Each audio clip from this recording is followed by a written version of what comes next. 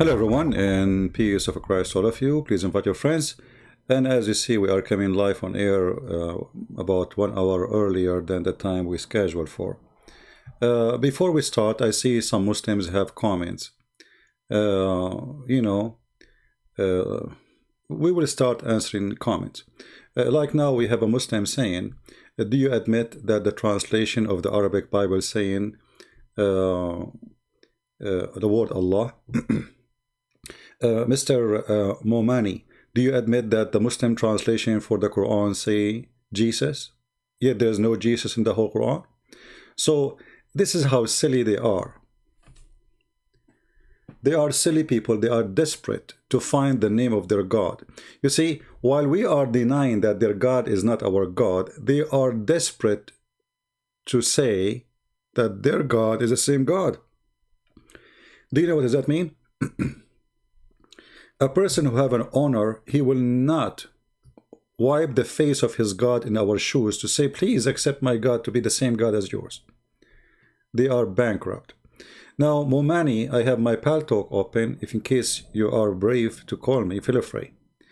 Before we start, there is a guy, he was, all of them, they text when I am not in the chat. The second I appear, they disappear. And this Momani is a great example. Do he dare to call me? Momani? Do you dare to call me? Do you have the courage to call me? My Skype is open. All right? If you are brave, really, if you have something to say, then feel free. A guy, his name is Zot. He said, Christian Prince, he said the Albanian, they serve for Hitler. Not only the Albanian, Bosnian, Muslims in general, they serve for Hitler and they joined his forces and they were #1 in the front line to capture and kill the Jews. And you can go right now and search. And this is the Grand Mufti of Jerusalem. He met with Hitler and he was a high rank. He'd been given even a rank in the Nazi army. So those ignorant who say things, you're ignorant speak. Then he said, Christian Prince, he said there's more than 3 billion Christians in the world. And then he say, according to reference says there is 2.3 or etc. billion in 2015. Well, you see, first of all, the numbers you see, as an example, if we go, this is the man with Hitler, Where is the donkey? He said to me, where do you get this information from? Yeah. So when you see somebody making a statement and you collect those statements from websites, as an example here, it says that the Christians in China in 2015, there were 70 million. Where did he get this number from? How you can get the numbers of a Christian in China in a country persecute Christians? How you can know how many Christians in Pakistan? How you can know really exactly the number of Christians in Indonesia? How you can know, all countries where the Christians are discriminated, there's nobody knows how many there are. Same time, when they calculate the numbers, they calculate all Muslim countries as Muslims. As an example, me, myself, I'm counted as a Muslim. If you ask when they say to you, okay, let us see the ethnic who they are exist in USA. Now, if you mention that you're Middle Eastern, then you will be counted as a Muslim, because all Middle Eastern are Muslims in the count. But in fact, that's not true. The biggest population of Middle Eastern in USA are Christians, because they were migrating from a long time because of discrimination. So the numbers you talk about, they are really false. Same time, China is going to be the biggest giant, a Christian nation in the world. In less than 30 years, we will have more Christian than atheist. More Christian than Christian in China, more than Christians in America. So the numbers that people talk about, nothing of it is accurate. This is just assumption. They collect information from here and there, and all those numbers are not. How in the world you calculate that USA Christians are 248 million? Where do you get this number from? I challenge anyone to tell me how you get this number from. Because there is nowhere in USA it asks you, nobody asks you what is your religion. No government, nobody. You know, even if you want, you don't need to answer if you are a male or female. So all those numbers are really not real. Same time, they assume that Islamic countries are Islamic countries, when the Islamic countries, most of them are not Islamic at all. Anyway, we don't want to waste our time. Another thing he said about Albanian, they are not Muslims. I said that the Muslims in Albania, they are not Albanian. You see, Syrian in Syria are not the Muslims. Palestinian in Palestine are not the Muslims. Egyptian in Egypt are not the Muslims. The Muslims were occupation, they occupy, the same as the Turkish. The Turkish, they occupy this land, but this is not Turkey. So if you are a fool, you do not know history, go read it. Now we go and see. Christian attention just blocked me on my main ACC. What is that? Momani, nobody blocked you. You are an idiot. At least not me. Secondly, Momani, as long you are saying attention, attention, they block me. Why you don't call me, you coward? In the front of everybody. This guy, I'm going to block him because he's a kid. Why we don't do exist? Momani, you are screaming like a woman, she did mut'a according to Islam, and you are complaining you are not getting paid, yet nobody used your service yet. So what about you call me and let us see if you can do any service? Do you dare? Do you dare? My Pal Talk is open, and by the way, I went live on air early because my throat is hurting, so I'm not going to stay long. That's why I decided to go early, because I'm not going to stay long. You expose my corrupt Bible. That's wonderful. First of all, just to show you how Muslims are dummies. When I say dummies, I mean it. Isn't it your Quran says that this is the Bible of Allah? So when you say the corrupt Bible, you are talking about the corrupt Bible of Allah. That is additional proof that Islam cannot be from God, because if Allah is God, there is no way anyone, any man, no man in this earth, anywhere, can corrupt the word of God. So when the Muslims, they are desperate trying to prove to us that the book of Allah is corrupt, because remember, the Muslims, they have a fantasy, it's called Allah, and they claim Mr. Fantasy Allah is the one who sent Injil. The gospel was sent by Allah. The Torah was sent by Allah. But then you will find a Muslim dummy saying to you that the book of Allah is corrupted. So what he is saying to us, that the word of Allah is corrupted. And that again, additional proof that Muslims, not only they make fun of their God, but they knew that their God is limited. He is a susu. Anyone can give him a finger, anyone can corrupt him. When you say, I prove your book is corrupted, you are stupid, because I have no book. This is a book of God. I cannot find a Muslim, he have a high IQ. You are attacking your God, because you Muslims, you stole everything. Muhammad is a thief. He claimed that the Bible is from Allah. So then how you say, secondly, can you show me where your prophet, he says the Bible is corrupted? Never. Never. Not even once. Actually, the Quran says over and over and over that he, Muhammad, he agree, he believe in what with them between their hands.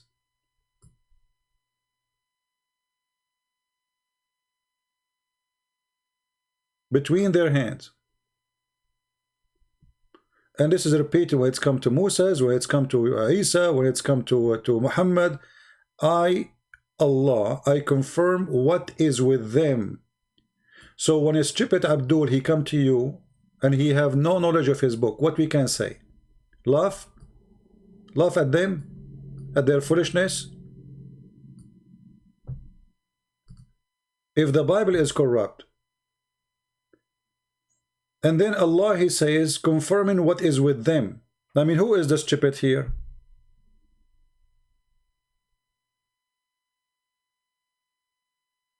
You stupid idiot. All people write the scriptures in their hand, including you Muslims. You see how stupid you are? Secondly, he is saying confirm what is with them. What is with them? Whatever it is. Who the Christians? Who the Jews? So, okay, that's mean it's there. It's not corrupted. If you confirm one copy, it's mean it is not corrupted. So how you say it's corrupted?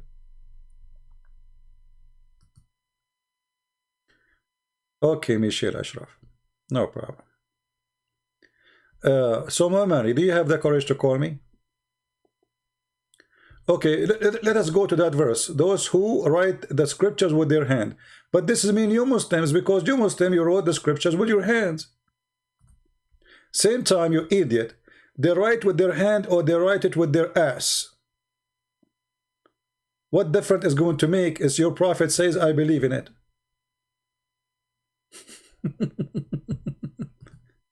Number two, who is the one who wrote the Muslim scriptures? Who is the one who wrote? Did Allah wrote it for you? Or Muhammad, he wrote it with his bum? I don't use Zoom, you idiot. Call me in Paltalk. Call me in Zoom. Zoom, kid. What, you want to open the camera for me in the phone and you will make the monkey dance? So look at this stupid idiot. The Quran says, Inna alayna jam'uhu wa Qur'anahu.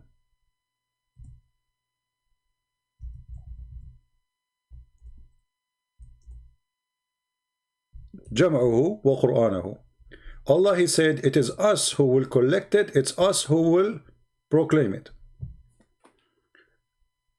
Did Allah do what he promised? Where is the Quran of Allah? This is your Quran. So you just say the one who write the scriptures in their hand, they are corrupting the book. This is your words. But you Muslims are the one who wrote it by your hands. According to Quran, God, he gave Moses the tablet which is written by the hand of God. Now where is the Quran which according to Muhammad, he, Allah, will write it? Do you see the verse?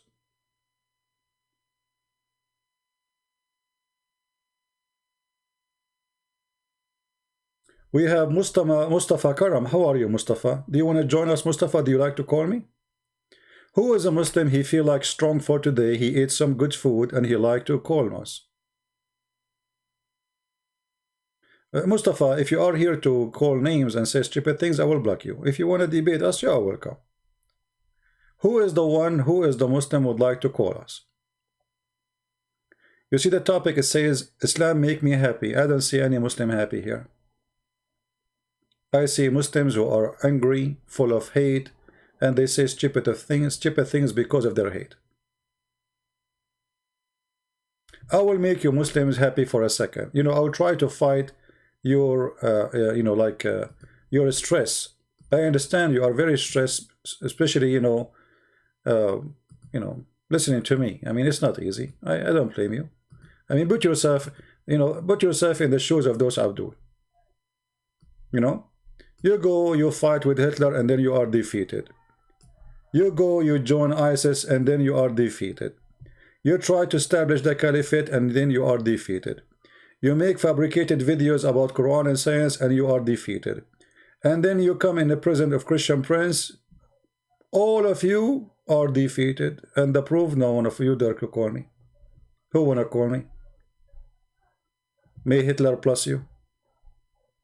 So if we go in the hadith, just to make you feel better, because you are a Muslim, you are angry all the time, just for comedy. Let me show you how Islam will make you happy. For me, it make me happy, to be honest with you, most of the time when I read the stories of Muhammad. Look what Muhammad, he said in this hadith. The messenger of Allah, Sulaiman, Sulaiman means Solomon, the Jewish Solomon. Muhammad, he attached himself to the bum of every Jew. He cannot live without the Jews. He is the puppy of the Jews. So He went out to pray for rain, and he saw an ant lying on its back, raising its legs to the sky, saying, "O Allah, O Allah, we are a creature among your creatures.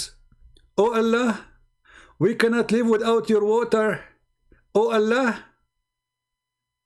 Any Muslim there? Get lost, you coward. Zoom boy.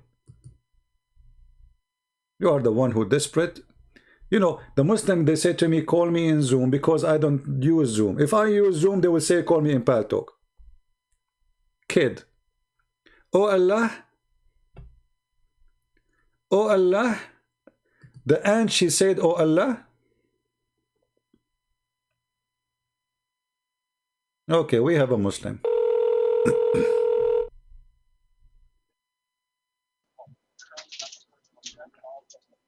Hello? So, Yes, my friend, go ahead. You are live on air. why you disrespect Quran? I'm not disrespecting the Quran. The Quran disrespect itself. I understand, but I respect you. I respect your faith, but No, you don't respect my face. You call me najis, you call me dirty, you call me donkey in the Quran, all names in the Quran. Isn't it the Quran says non-Muslims are dirty? Don't you call it? I've never read that. Don't I you? never read that. Oh, what do you mean you never read that? Aren't you a Muslim? Yes. Okay, can you mute you too, please? Because we hear ourselves twice. Can you mute you too? Yes, sir. Yes, sir. All right.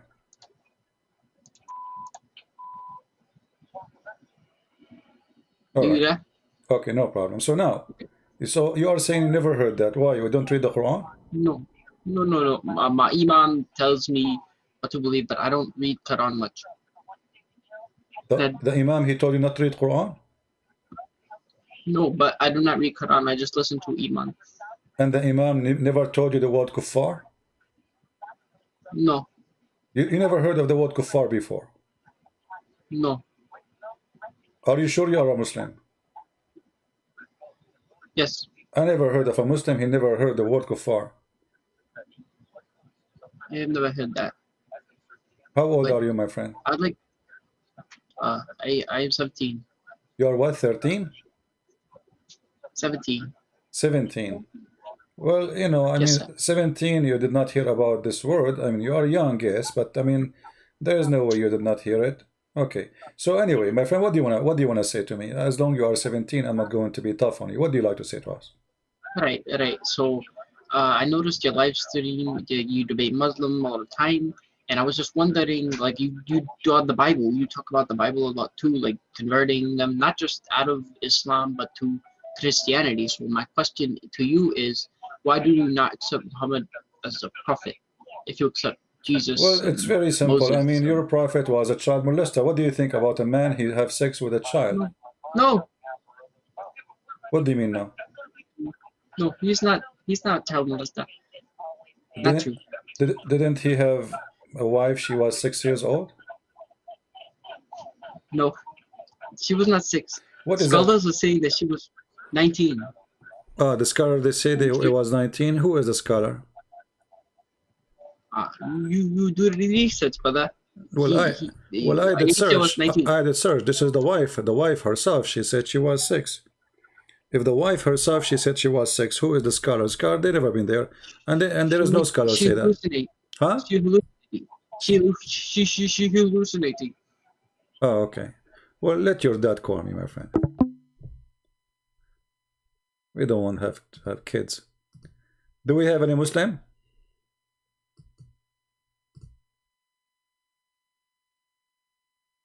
Do we have any Muslim? She is hallucinating. Yeah, all right. Okay. Any Muslim would like to call us?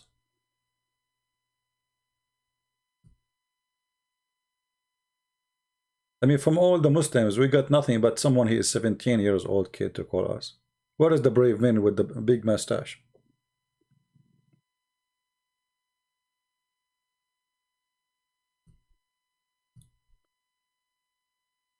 Let us see. We have another Muslim, but maybe he's Shia.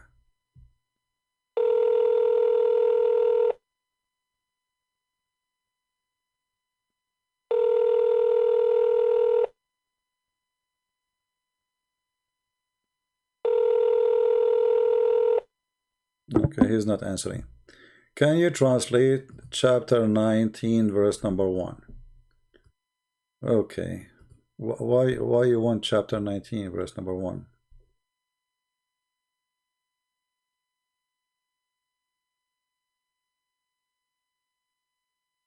What do you mean translated? There's no translation.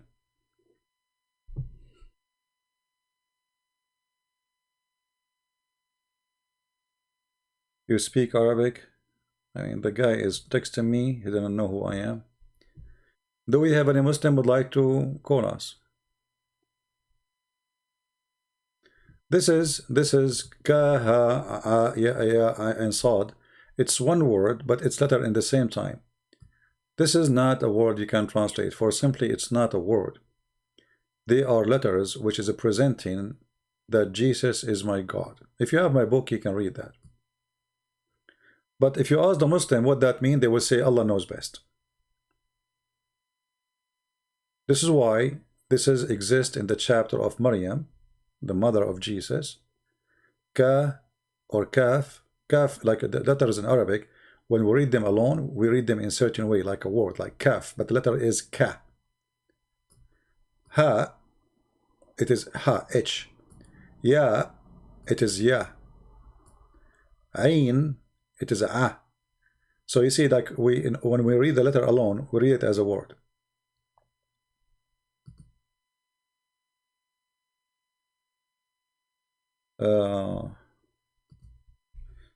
Let us see.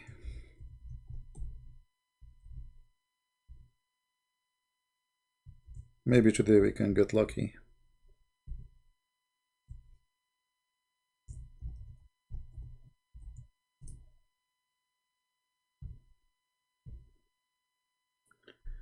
If you are a Muslim, text me. If you are not, I will block you. Please, if you are a Muslim, you can text me and I will call you. If you are a Christian, I will block you. Any Muslim? All right.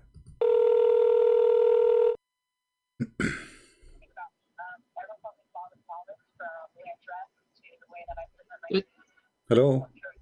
Alhamdulillah. Same kid.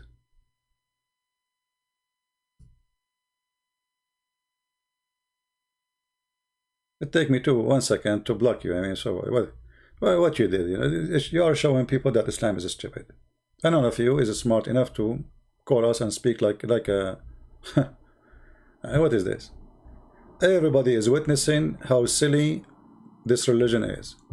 They cannot answer serious questions about their religion. It's a stupid cult. All what they do, they spam, they make noises. Once he called me, he fart. The other one, he called me saying Allahu Akbar. The other one, he called me saying the F word. I mean, what's wrong with this religion? We cannot find one Muslim. He is mature. It's impossible, because you cannot be mature and you join Islam. Islam is not for mature people. A mature person, he will not believe for a second that there is a God. If you believe in him, he will give him endless private part. No way, you cannot be mature. A mature person will not believe that there is a prophet. He came out and he found an ant laying down in her back wearing bikini and her legs is up, and she was praying to Allah, saying to him, "Oh Allah, give me water." You cannot be a mature person. Simply you cannot. It's impossible to be a mature person and you believe in this cult. Prove me wrong.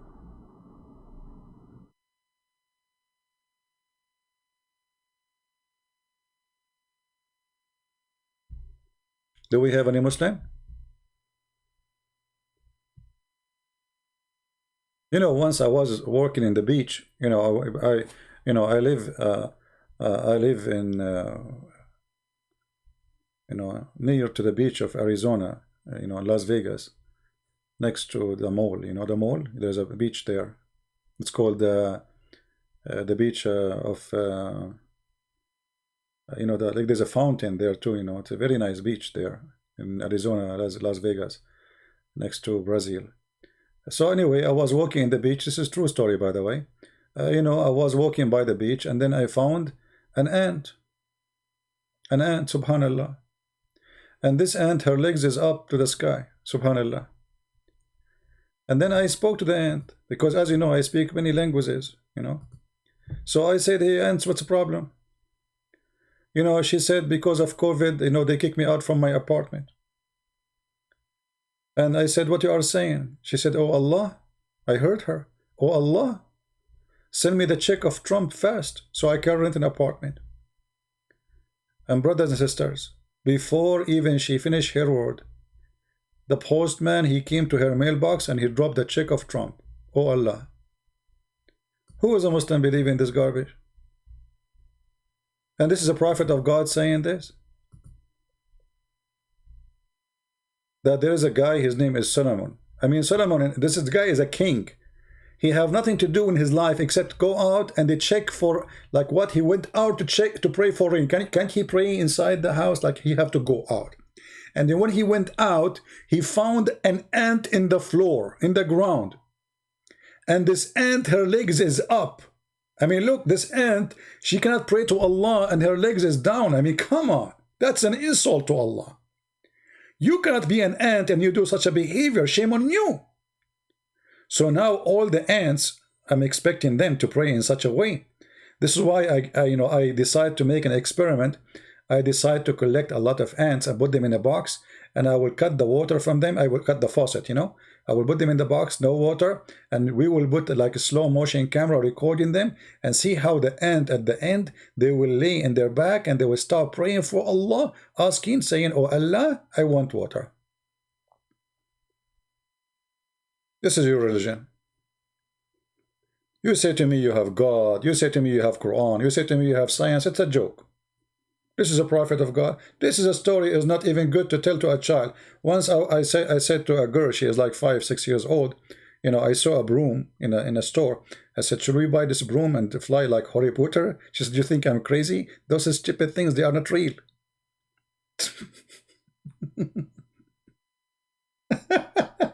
Honestly, she said to me, you think I'm crazy? Those are stupid things, those are not real, don't believe them. The prophet, he flying on top of a donkey, you know, and as usual, there is no witnesses, there is nobody there. Any Muhammadan? Yeah, those Muslim kids, they keep texting me, the same kids. The same kids. We cannot find a Muslim, just to show you. Just for a laugh, you know, I will call them for a laugh. No. See, I know, stupid, you do not know, I can see his details. Stupid idiot. Do we have any real Muslim?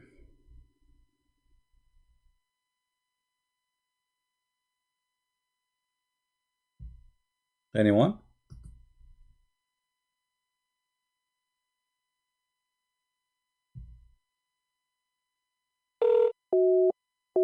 Ah, this guy is busy. He received, I think he received inspiration from Allah. So anyway, you know, those things happen to us. We Middle Eastern, we witness a lot of things, to be honest with you, you know. You know, this is a true story, by the way. Once I was walking in the beach and there was 7 ants. You know, 7, they have to be 7. We cannot make it 6, you know, because all prophets of God, they stuck with number 7. So, I know, anyway, I saw 7 ants, and there is one of them, she was topless. And the second I saw her that she is topless, I know that this is the male, because only male is topless. Come on, think about it, you know, just think about it for a second. I mean, 7 ants in the beach, only one of them is topless. Obviously, the rest are females, and he is the only one male because he's topless. I mean, no, because ants are Muslims. There's no way a female Muslim ant, she was going to go topless. Impossible, brother. We are very conservative.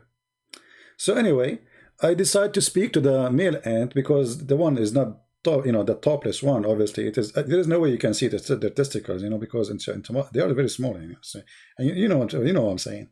So anyway, So I spoke to the, the ant which is topless. I said to him, who is this with you? Like, are they legally your wives? He said to me, who are you? I said, I am the Sharia police. I want to know that you have legal sexual relationship with those ants. He said to me, I am prophet for the ants, and it's lawful for me to have unlimited. Those 6 is just to walk around with me. I have like thousands of them. So I said to him, oh, so you are a Muslim prophet for the ants. And that makes sense, because Muslim prophet, he have unlimited number of women to sleep with. Okay, you convinced me, but do you have any proof that you are a prophet? He said, exactly, I can prove it to you. He said, if you don't believe me, go and ask Zakir Naik. I said, you know about Zakir Naik? I mean, imagine, guys, ant in the beach, yet she watched Zakir Naik. And she said to me, go and read chapter 27, verse number 82. Really? Chapter 27, verse number 82. The ant said, yes, this verse speak about me. Who is a Muslim have the courage to call me and read the interpretation about that verse, so we can die laughing? Huh?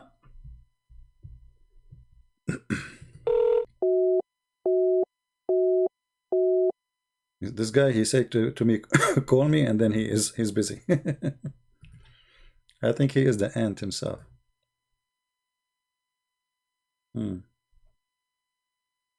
We have another Abdul, maybe the same kid.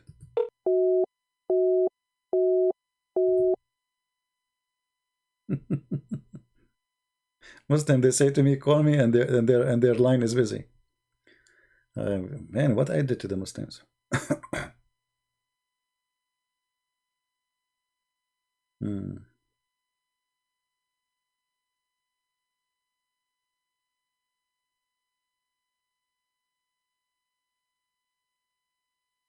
Any Abdul?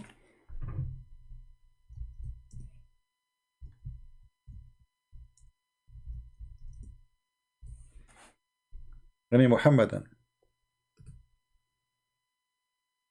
So when I was watching the chat, there was tons of people speaking about me, against me.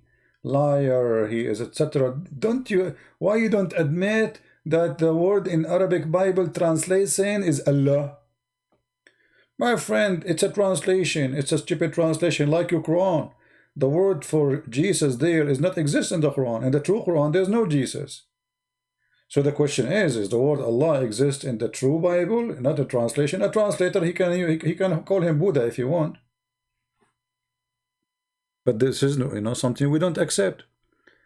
But how you yourself accept to call Jesus Jesus when Allah he called him Isa? What you will say to me? Oh, I don't accept the translation. The second you accept Jesus, we refuse Allah. If a translator he put it there, and we know why, because they are under Islamic occupation for 1400 years of ISIS, etc. We know. But you have no reason. Nobody occupy you. Why you are using the word Jesus in the Quran translation?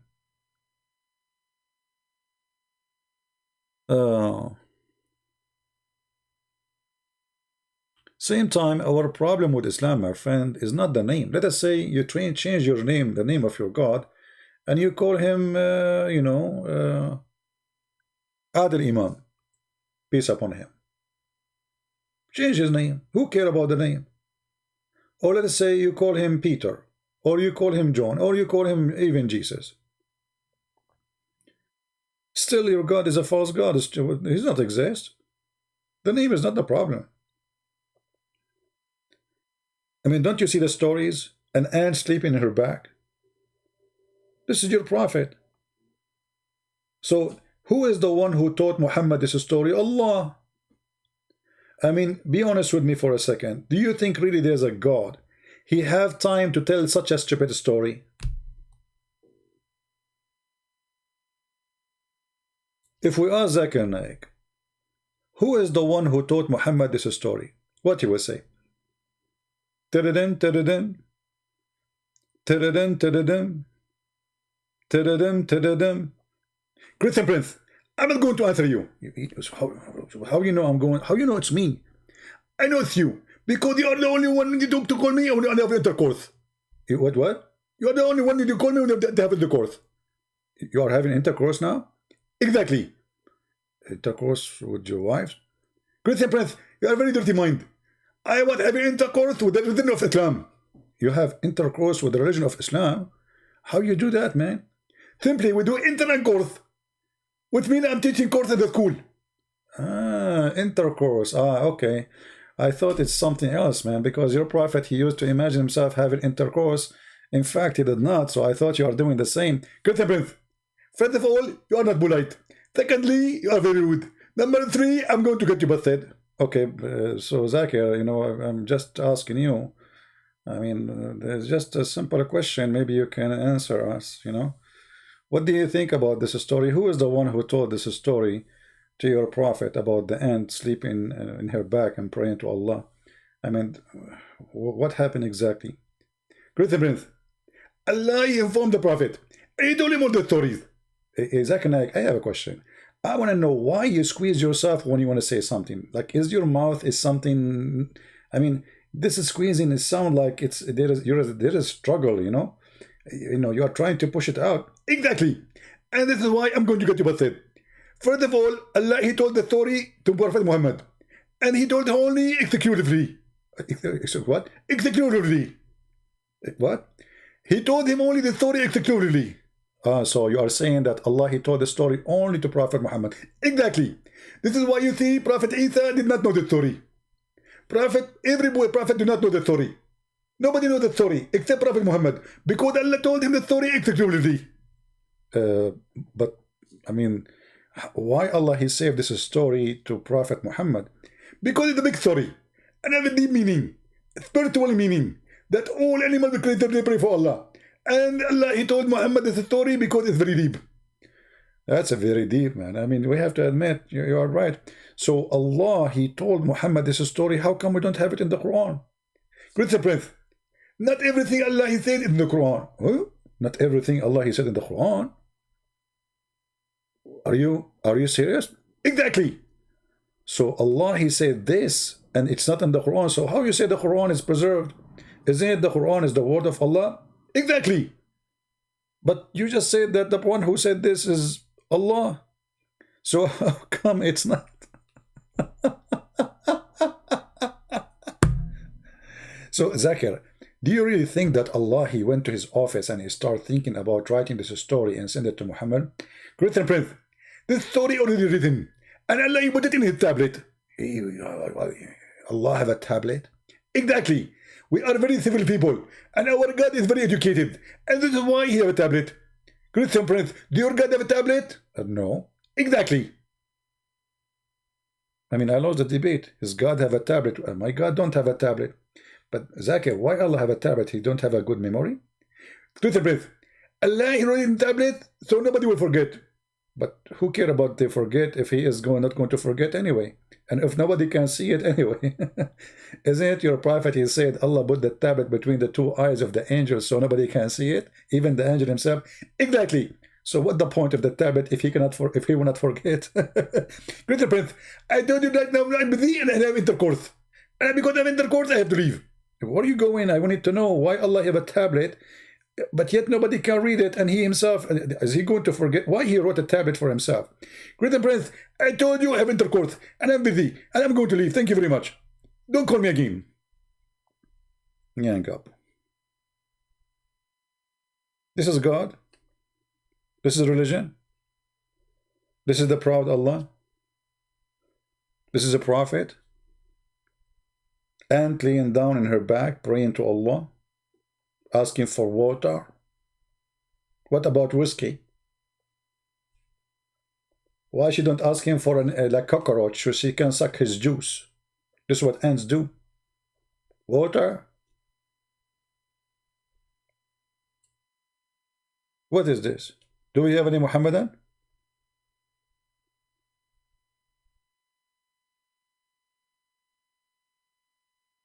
Any Muhammadan?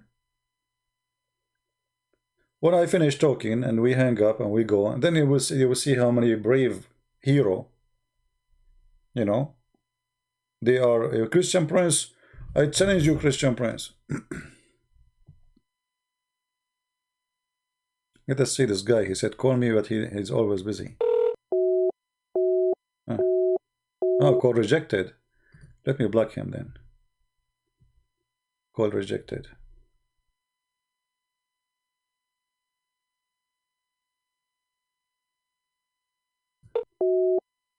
Okay. A joker. Let us block him. Who is a Muslim would like me to call him? If there's anyone,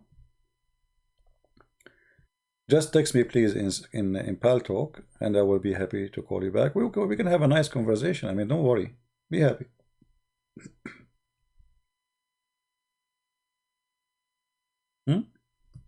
Anyone?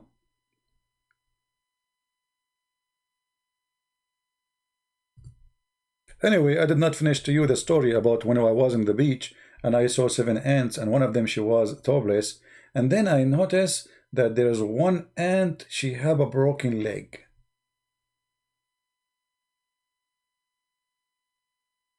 I don't know how. I mean, the story have a lot of details. Guys, do you have time? Do you have time to listen to the story? The one with the there's a guy, guys. They open a chat room in Paltalk, the same program I'm using right now for people to call me. And the Muslim, they invite everybody. This guy, he claimed that he was the Pope. He was the Pope of the Catholic, and he is Egyptian. So, brother, this guy, he told them, I was the Pope, and I converted to Islam. And I was praying to Allah secretly. I wish at that time we have those recording programs. That would be wonderful. I don't know about them at that time.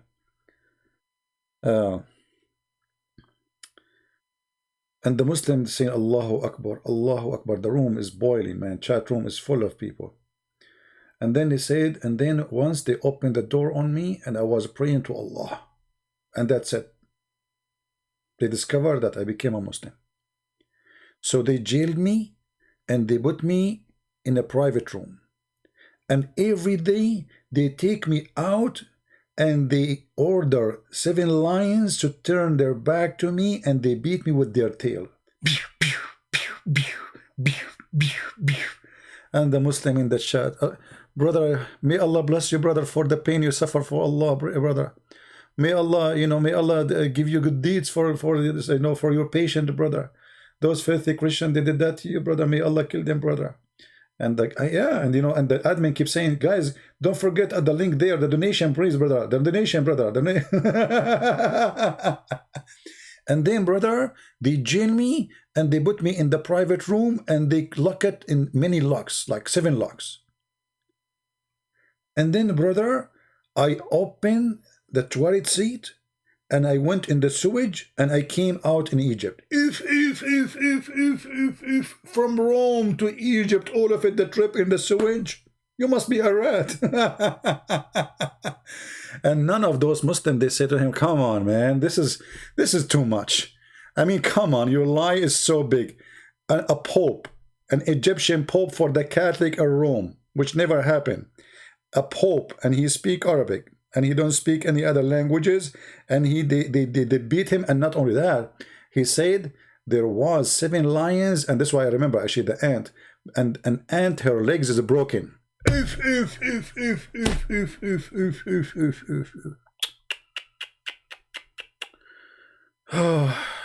True story. So if you are wondering why they believe in such a story, those people, they tell them any story. As long as you are sponsoring Islam, they support you. Just make up any story.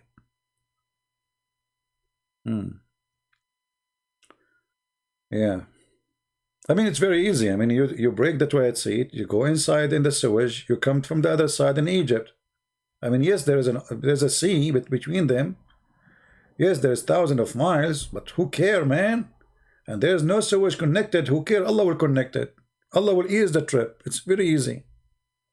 It happens all the time. All the time. You know, when I remember this all time. Do you remember the guy who used to be Muslim? What's his name? The blonde guy.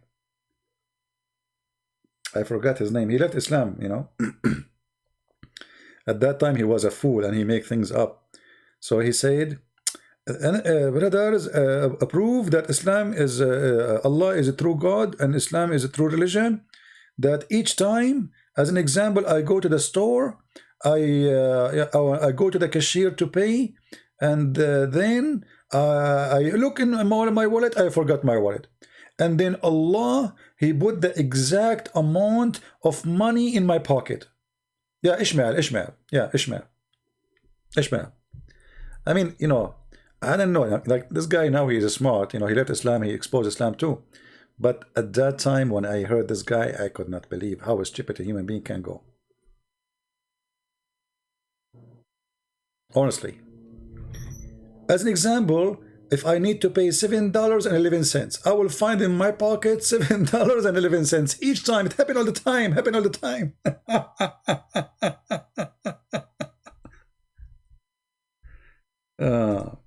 I think I have still the video on YouTube. Let us see if we can find it. I mean, I don't know. The second when you are a Muslim, you are hilarious.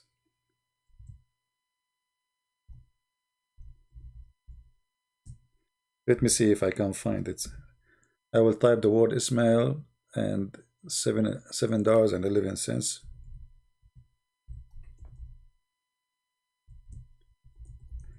Maybe we can find it.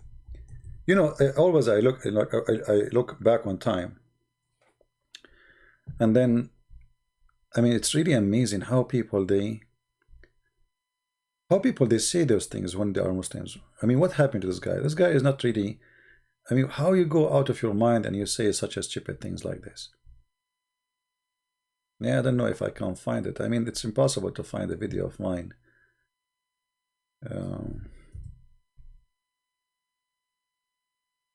Maybe we need to find it, call it Islamic Miracle. I remember the name was like, it contained $7.11. $7. Yeah, it happened all the time. All the time it happened. Each time here we go, I found it. Man, history. Someone who's really close to me, for example, while living in Africa, her cousin was dying. She prayed earnestly for her cousin to get better. But her condition wasn't getting better, so her family went into the city to visit the sick one in the hospital. Mm-hmm. This person, of course, didn't have enough room to leave to go with him in the vehicle. It was full of people, so she stayed home. She locked the doors and windows at night, and because she was by herself, she went to her bedroom. She prayed to God, and she asked God to heal her cousin who was sick. Mm-hmm. And then all of a sudden, a man appeared in her room, standing in a white flowing gown, with beautiful colors, beautiful white colors, with a smile on his face, with a long black beard, just smiling at her. And she was horrified at first, but then she realized that this was an angel from God. And of course, she was in Africa, where there was no white people at that time, so... At that time, his cousin, at that time, you know, when you hear at that time, you think she's talking about like 10, 20 centuries ago. His cousin. At that time, brother, there was no, for sure he's an angel. There's no white people at that time in Africa.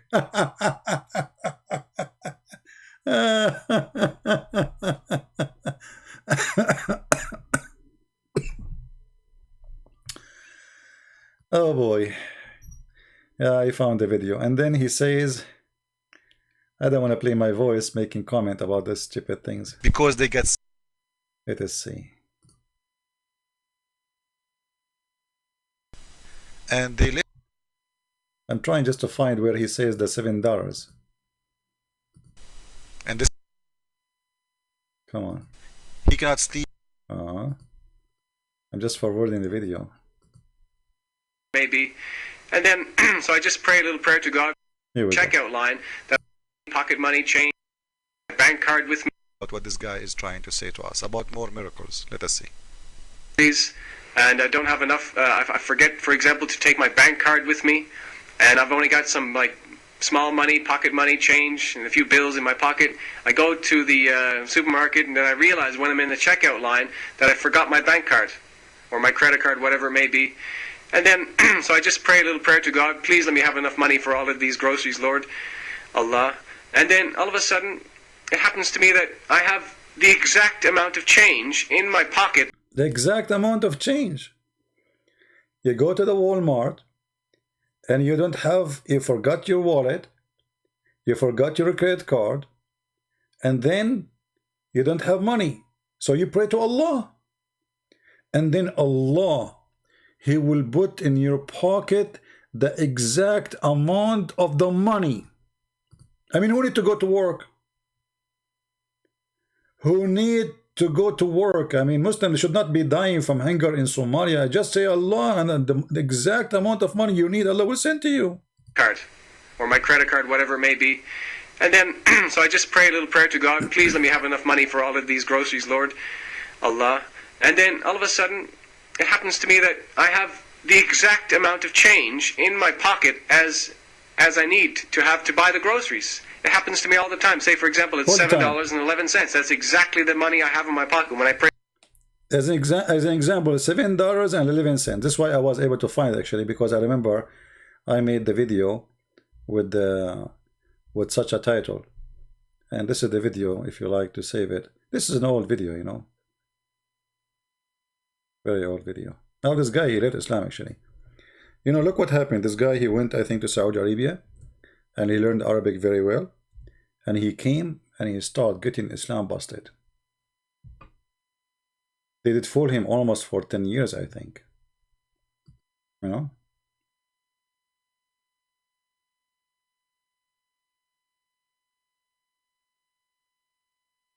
Yeah. We are not getting anyone is, you know, we are getting just Muslim kids texting me.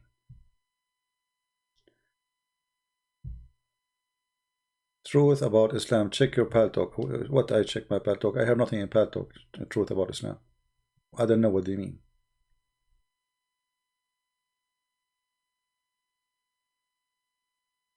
Do we have any brave Muslim would like to call us? He was a Muslim for 16 years, right? Yeah. 16 years, and then when he learned Arabic, he started noticing that everything he learned about this cult is a garbage.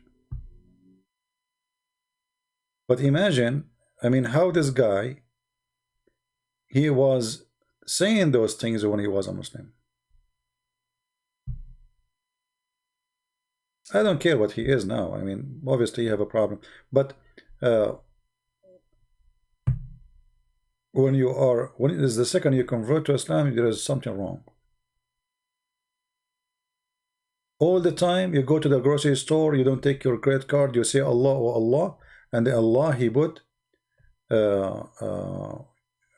exact amount of money in his pocket, $7.11.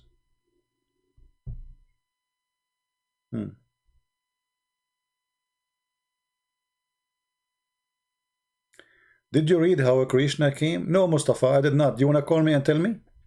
Mustafa Karam? You know, the Muslims, the Muslims, they wrote books. They say that Jesus' story is the same as a Krishna. You stupid idiot. Krishna have seven brothers. You're an idiot. And his mother, she is not a virgin. Muslims are idiots. They don't know their religion. They fabricate stories and they are copy-paste. If you go right now and search, just search for 2 seconds, in Prophet Google, peace upon him, you will see how stupid your story is. Same time, you idiot.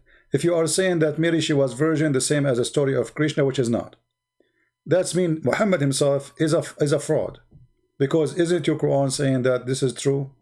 Stupid people, you know, they have no brain. Their hate is controlling them. They don't even think for a second. They are insulting even their prophet when they make their claims.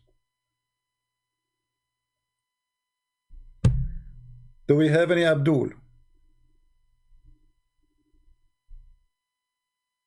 Anyone?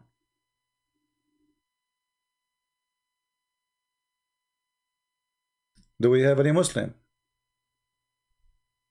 You see, by the way, if you call me and you debate me, you can imagine how Allah will increase your deeds in the heaven, which means will increase the number of women in your bedroom. Don't you want to have that? Don't you want to have a power like Prophet Muhammad, the power of 4,000 men in bed?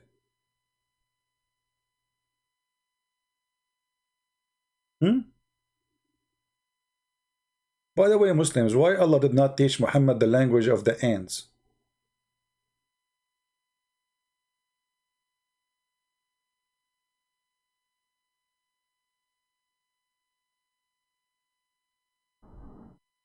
Bahibak? But Bahibak mean I love you. Why somebody is a Muslim call himself Bahibak? Let us see.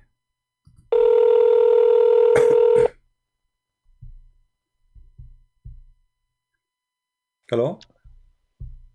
أهلا وسهلا. How are you, my friend? Do you speak English? Unfortunately, no. Sorry. Can you speak Arabic? Well, we need a translator. Can you invite somebody? Can you invite somebody to translate what you want to say? Because sadly, our audience, we have 1,000 people listening almost, and maybe 1 or 2 only speak Arabic. So, you know, I will be happy to speak to you in Arabic, but we need somebody to translate.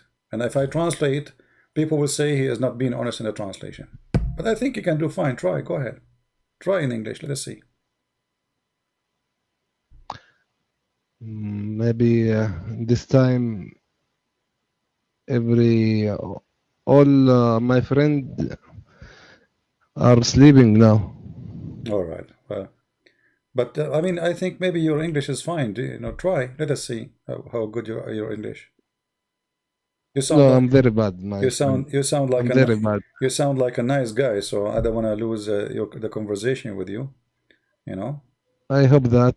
Thank you. But when I speak by English language in religion, I need special words. Well, you know, and if you cannot find the word, I will help you. You know, we will help you. Why Muhammad is a prophet? What's your name first, if you don't mind? Baha. Baha. Oh, okay, I got your name wrong. So, all right. So, you mean Baha, right? Yeah. Okay. Yeah. Baha. All right. Baha'uddin? No, just Baha. Baha. Okay. So, Mr. Baha, why Muhammad is a prophet? I can't speak English. Sorry. Okay. I can't. Tell me in Arabic why Muhammad is a prophet. I will translate to the people if you allow me. Do you speak Arabic? Yeah, a little. طيب أول شيء عرفني من نفسك أنت فين وهتكلم مين أنت يعني في أي موضوع؟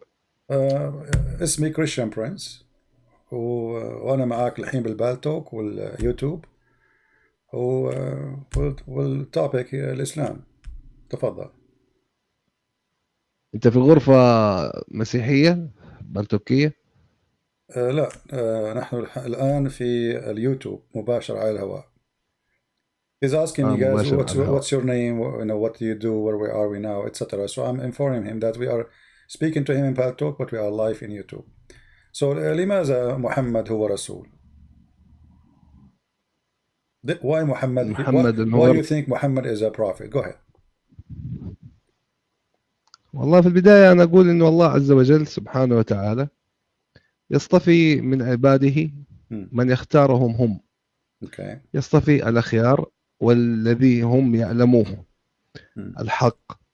فاصطفائه لا يسأل عما يفعل وهم يسألون. فالاصطفاء الرباني هذا أمر يعني ما نقدر نحدد ليش محمد تحديدا أو ليش إبراهيم أو ليش سعد أو ليش أحمد. هذا اصطفاء رباني. Okay. لكن ليش أنا إن كان هذا هدف سؤالك. خلني ترجم لهم وأرجع لك. So guys, I ask him why Muhammad is a prophet. He says Allah he choose as he wish, and we cannot ask Allah why he chose Muhammad. He chose whatever he want, and Muhammad was chosen. Okay, سيد بهاء تفضل. لماذا محمد هو يعني نبي الله اختاره على أي أساس؟ الاختيار يعني القرآن. نعم. القرآن يقول على سبيل المثال أن وامرأة وهبت نفسها للرسول. So I'm saying to him, guys, okay, Allah he chose him, but the Quran said that a woman she give herself to the Prophet. امرأة وهبت نفسها للرسول. ما خص هذا بكونه رسول؟ يعني لماذا يرسل الله آيات قرآنية تقول امرأة وهبت نفسها؟ ما علاقة النساء في السرير مع محمد بالله ودين الله؟ تفضل. What is the relationship between the verses saying any woman she can give herself to the Prophet so he can sleep with her, between that and Allah? What is the business of Allah for this? Go ahead, Muhammad. Or Baha, sorry. Okay. الله عز وجل سيد الكريم أحيانا يأتي بقصص للنساء وللحيوانات وللأطفال وللحروب وللأمور ولجميع هذا. المقصد منها مقصد تعليمي لنا ومقصد تشريعي. إنه أنت يا مستمع يلي تقرأ هذه القصة تفهم المحتويات التشريعية التي بها. مثل ما هو موجود لعيسى إنه فين كان في الكتاب المقدس مثلا وفي كتب التوراة والإنجيل أحيانا يتناول قصص شخصية المقصود منها التشريعات. Okay, let me translate. So guys, he's saying the purpose of those stories is to teach you things and to teach you the religion and the law. But I'm going to say back to him now, and I will say it to him in Arabic, but I will say it first in English, as long as we are speaking English now. The question was, what the connection, what is the reason? Because this is just a privilege for Muhammad to sleep with women in limited number. يا بها الآية تقول وامرأة وهبت نفسها للرسول. ما الهدف التعليمي بأن تأتي امرأة أو نساء ويذهبون إلى رسول محمد؟ ما هو الهدف التعليمي التشريعي؟ وهي خاصة بمحمد فقط. محمد ليس بأعزب، محمد متزوج بالعديد من النساء، فلماذا يقول الله وامرأة وهبت نفسها للرسول؟ ما علاقة الله بالجنس بين محمد والنساء؟ So what the connection between Allah and the sexual relationship of Muhammad? Muhammad, he's a man. Allah is a God. Why the God? He say any woman she can sleep with the Prophet. What is the purpose? Go ahead, Baha. تفضل. المسألة سيد الكريم، المسألة جاءت سياقة تاريخية إنه فعل حصل. So it's not from Allah? أنا ما Guys, he's saying this is just a historic thing. That something happened. But my friend, what historic thing? كيف يكون تاريخي وهو أمر من الله؟ الله قد شرع لمحمد وليس محمد من شرع على الله. يعني هو لم يحصل ثم قال الله افعل كذا. الله قال افعل ومحمد ثم بعد ذلك محمد فعل. فكيف يكون تشريعيا من أجل بهدف الجنس؟ محمد متزوج لديه زوجات عديدات. So how this is Allah from God and the purpose of it is only Muhammad is sleeping with as many as he wish. Go ahead. والله أنا أحس إنه كده حوار ما حيستقيم، لأنه يعني أنا بتكلم جملة وأنت بتروح تترجمها بطريقة وما نعرف حتى وجه الإشكال في الآية. الله بيذكر شكل تاريخي، بيذكر لك قصة إنه امرأة وهبت نفسها. فين الإشكالية في السرد؟ وهل يترتب على هذا الأمر إنه الله ما له شغل؟ أنت فاهم موضوع كيف؟ يعني ما أدري. Guys, he said to me, I'm translating as I wish. So if you speak English, translate. If you do not know, then bring me somebody to translate. You know, this is what Muslims they do always. They complain. Secondly, he says, okay, well, Allah, he is the one who make it for him, and about a woman, she offer herself. What the problem? This is history. My friend, it's not history. Any woman, she can offer herself the Prophet. This was a privilege to Muhammad. هذه كانت هدية من الله لمحمد خاصة بمحمد وليس بالمسلمين. أي امرأة تهب نفسها بدون مهر بدون ولي بدون أي شروط للرسول لكي ينكحها الرسول، وتقول لي يعني ما خاصة هذا بهذا؟ كيف يكون رسولا متفرغا للعبادة ونشر الدين، ثم نأتي بآية وتأتي عائشة وتقول إني أرى ربك يسارع إلى هواك يا محمد. عائشة اكتشفت أن محمد يفبرك الآيات ويدعي بأن هذه آية من الله، ولهذا قالت عائشة إني أرى ربك يسارع إلى هواك يا محمد. I will translate what I said to the people. I said to him, what does have to do with the history?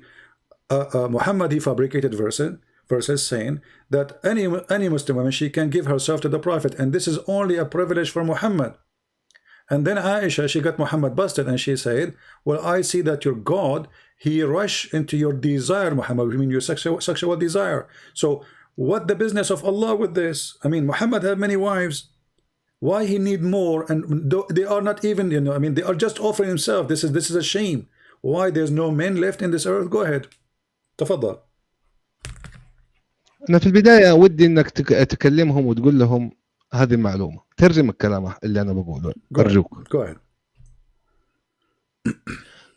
قول لهم إنه إحنا مصادر المصداقية التشريعية والمعلومات عن الله عز وجل والإسلام بشكل عام هي مصدرها أولا القرآن.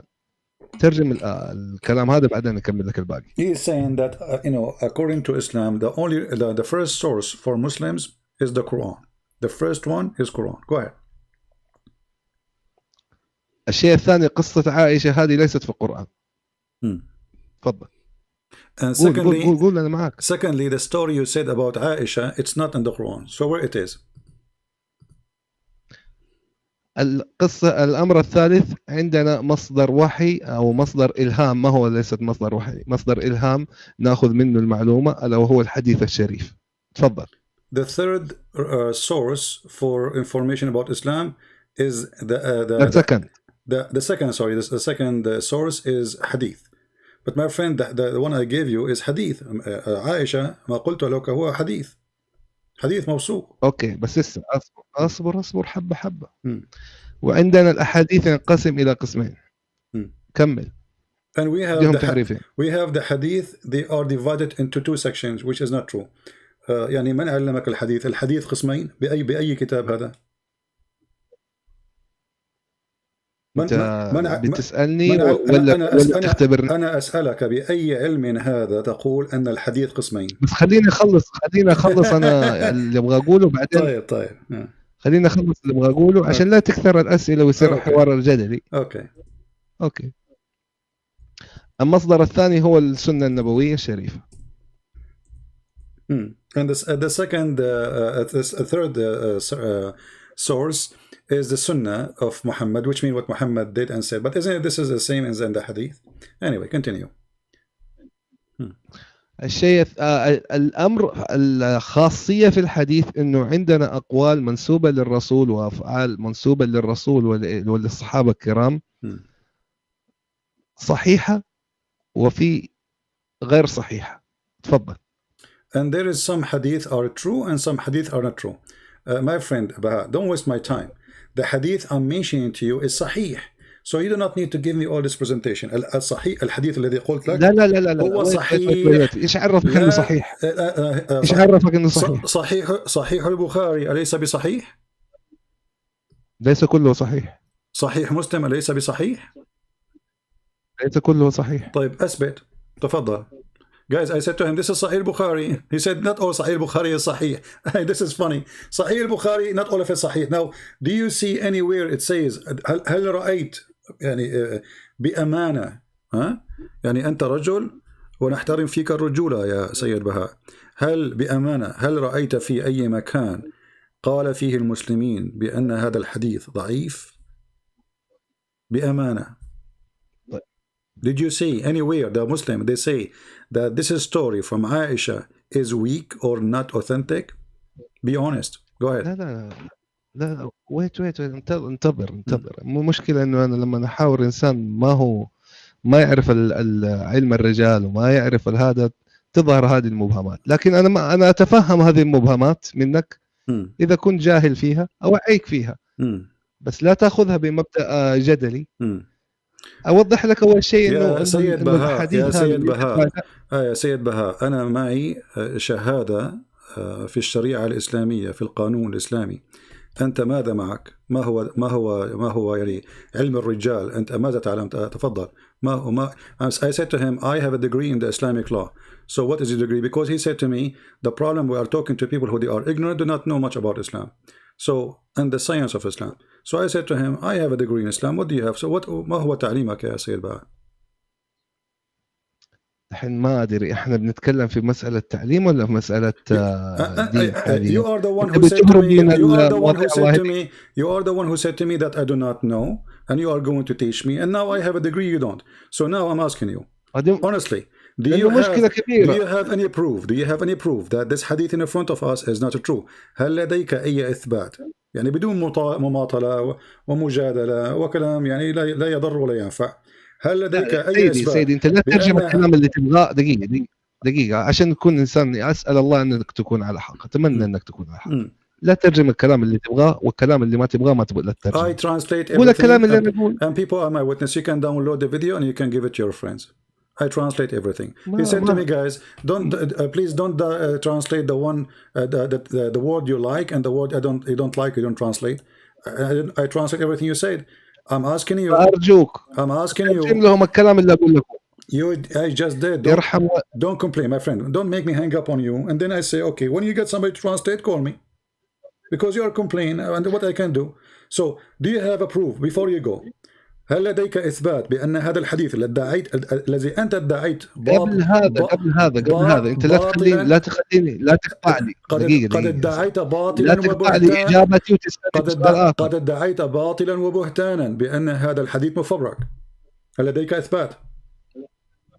I'm saying to him. أنا أعتذر من الحوار. He apologized from talking. He want to leave because I asked him, do you have a proof that this hadith is not true?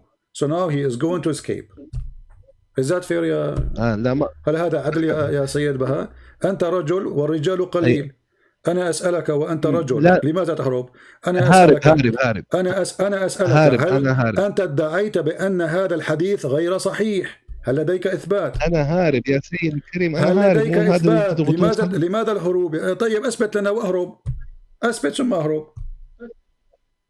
أنا أثبت لما تديني الوقت وتديني، ما تجيني تسألني سؤال وفي نص السؤال تسألني سؤال ثاني. كل الوقت أنت ما قاطعني وقلت أن هذا الحديث ليس صحيح. والله العظيم أسألك بالله تترجم الجملة هذه قبل النهاية.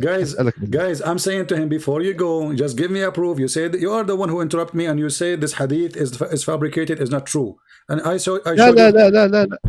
يا سيد بتكلم معاك أنا دحين رايح عندهم. So is this hadith? أسألك بالله تترجم الحديث التالي. Okay, let's make it clear.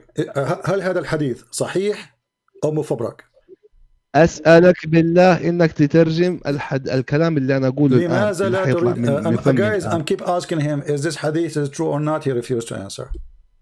He don't want to answer no more. Before he said it's fabricated. Now he don't want to answer no more. Why? Because it's embarrassing. لماذا لا تجيب؟ يعني ما المشكلة؟ لماذا ما تعطيني وقت الإجابة؟ أنا تفضل. هل يعني ليس هناك يعني إما أن تقول أنه مفبرك وتثبت، أو تقول أنه صحيح، انتهى الموضوع. هل هو صحيح أم مفبرك؟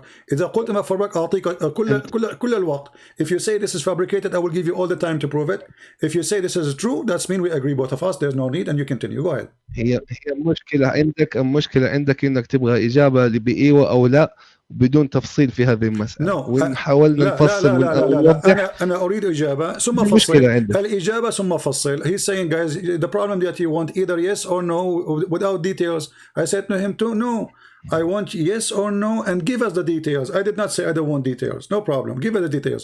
But either you say to us yes or no. جميل. أوكي. هل لازلت تضرب امرأتك؟ ترجم الكلمة هذه. He is saying to me, do you still beat your wife? I don't beat my wife. Your prophet he did. And you Muslims beat your wives. تسألني هل تضرب امرأتك؟ نحن لا نضرب النساء. لا. هل لازلت؟ لم أقول لك. شوف حتى أنت في ترجمتك أخطأت. أنا قلت هل لازلت تضرب امرأتك؟ Yeah, he said, you say me, do you still beat your wife? Right? Okay. So why are you asking me this? What does this have to do with our topic? هذا السؤال اللي إجابته إن جاوبت خطأ فأنت مخطئ، وإن جاوبت نعم فأنت مخطئ. أولا أنا لست متزوج يعني فإن قلت نعم فقد كذبت، وإن قلت لا فقد كذبت أيضا، فأنا لست متزوج أصلا.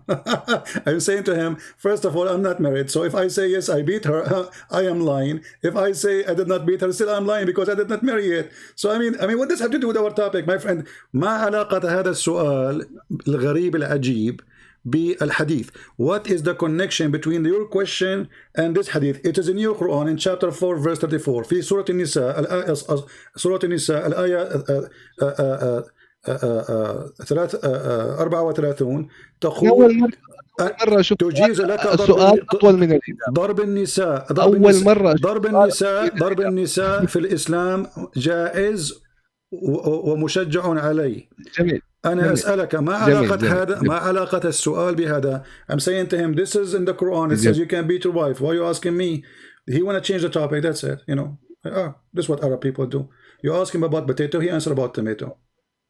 نسأل العرب عن الطماطم فيردون عن البطاطس.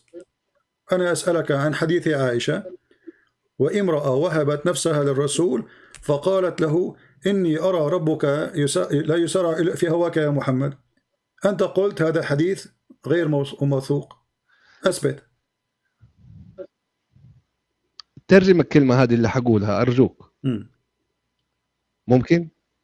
He's saying to me, guys, please translate what I'm going to say. Go ahead.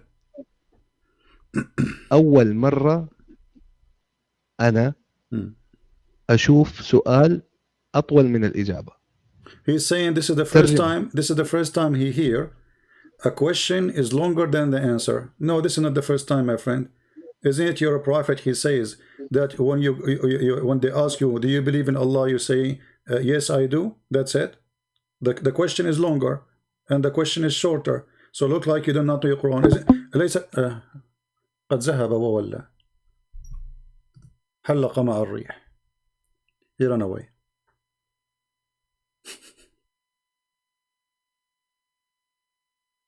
باي باي.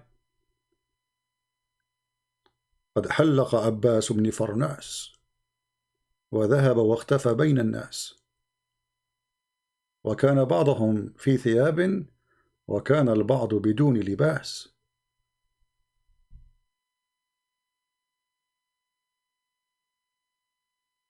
He ran away.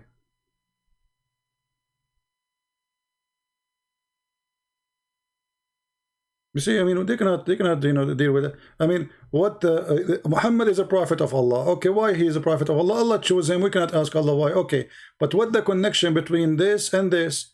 A prophet making verses saying any woman she can give herself to the prophet. What does have to do with God? Isn't it obvious? Isn't it obvious that Muhammad is fabricating verses so he can sleep with as many women as he wish? This is not God. Muhammad already have many wives. What if people hear me here? Let us say I have people listening to me, wherever, you know, around the world, and then I say, hey, any woman she want to give herself to me, I'm Prophet Muhammad. I mean, what does this have to do with God? If you're a prophet, why you want women to sleep with you? What is the connection?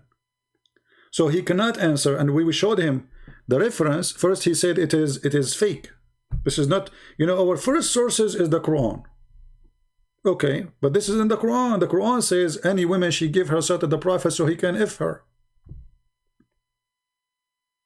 And this is a privilege to the prophet. What does this have to do with God?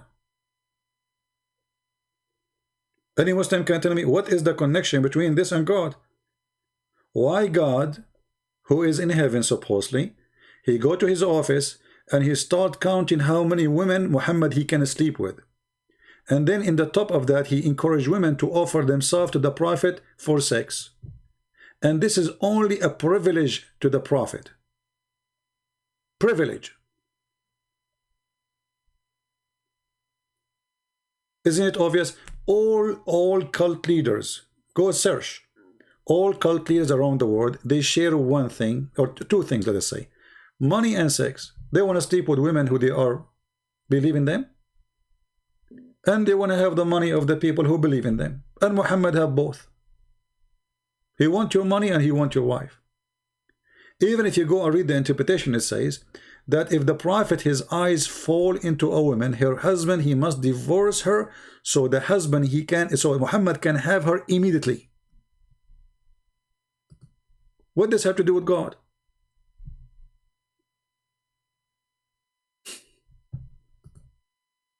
You know what I mean? What does this have to do with God? Who is a Muslim can tell me what is the connection? How this can serve Islam? How this can serve Allah? Muhammad is sleeping with more women.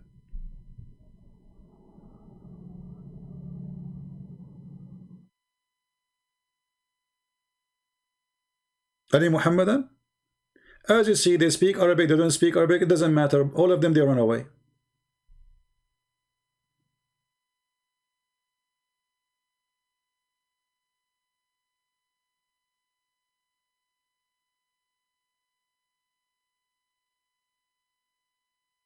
Do we have any Muslim?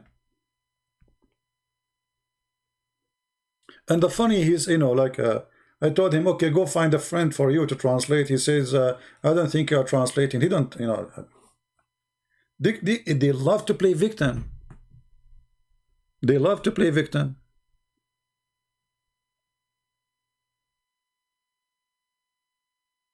I'm telling you, they love it.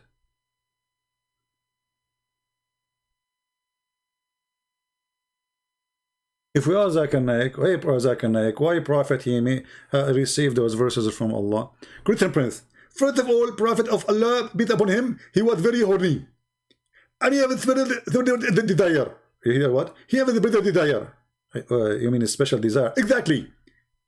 And because of that, Allah he gave him special privilege. He gave him what? Special privilege. Special privilege, you mean? Exactly. Okay, so Allah he gave him special privilege because he is so horny. Why Allah he made him so much horny? Forget the breath. First of all, you never been a prophet. If you become a prophet, you will become so horny. If I became a prophet, I will become so horny. How is that? First of all, those things you cannot expire and you cannot speak about it unless you become a prophet. And someone like you will never become a prophet. Logic. I mean, if you are a prophet, you have to be horny. It's come on. It's like it's an automatic thing, you know. Like you became prophet right away. Allah, he like he put some extra, you know, you know, in your, you know, and then like, what is this? This is a prophet of God. What is the connection? And the funny, there was a video made by the Deen Show. He said they were asking him. So the guy, they get a sheikh. So what is the proof that Muhammad is a prophet? He said, okay, let us ask those questions. What is the benefit for Prophet Muhammad from all of this? He got humiliated. They kick him out. He got no benefit. I mean, oh, look at the benefit. The fifth of the booty. The best of the booty. Any woman can offer herself to him. Women are sleeping with him. Money like rain. Women, people are fighting over even to give him gifts. The wives of Muhammad, they are fighting over the gifts. We can show you the reference. And then the Muslim, they say to us, Muhammad, when he died, he borrowed money before he died from a Jew, from his neighbor. What Jew? What neighbor? Muhammad, he killed all the Jews. What neighbor? Where is there's a Jew neighbor? Isn't it Muhammad? He kicked them all from the Arabian Peninsula and he killed all of them. Some they were lucky, they left and they run, and the rest he killed them, and he borrowed money from the Jew. He stole all the Jews' money. There's no Jews left. They try to present to you that Muhammad was the Dalai Lama. He wear a sheet, and all day he have his hand like close to each other, and he says zucchini, zucchini, zucchini, zucchini, zucchini, zucchini. Hey Muhammad, what is zucchini and what zucchini? First of all, I can explain to you what zucchini and what zucchini. This is from the code of Allah. I mean, this guy, even he cannot even explain his book. Have you ever heard of a prophet of God?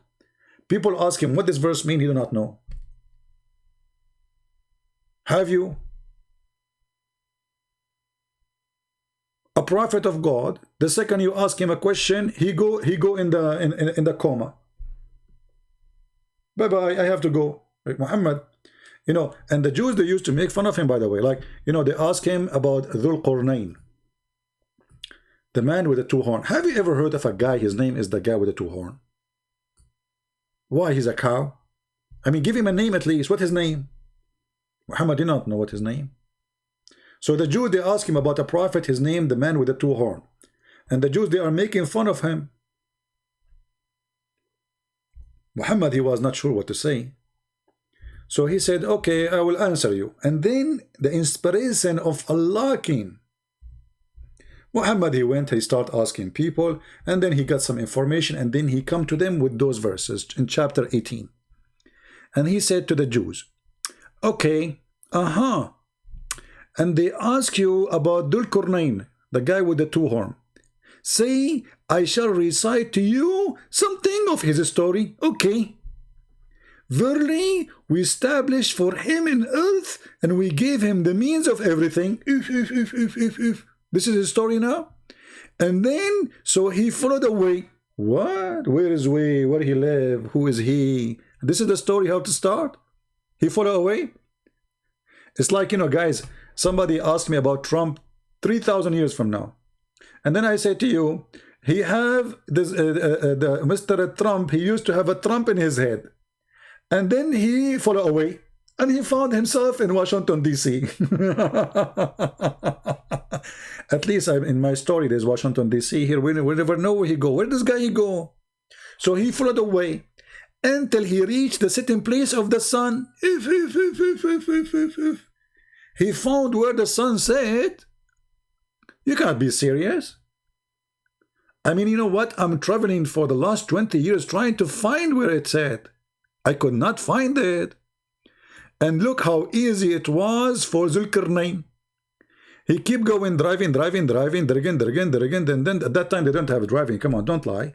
Hi, Christian Prince, come on, don't fabricate things. Hello, you know, Christian the Great, he don't drive. He used to take a dragon, you know, a horse. So dragon, and then the brother, he arrived where the place, where the sun, there's a place. Yeah, there's a place. That place is very, now it's known. Before it was not known. Because Zulkarnain discovered it. So he arrived where the sun set. And he found it sitting in a spring of muddy water. That's deep.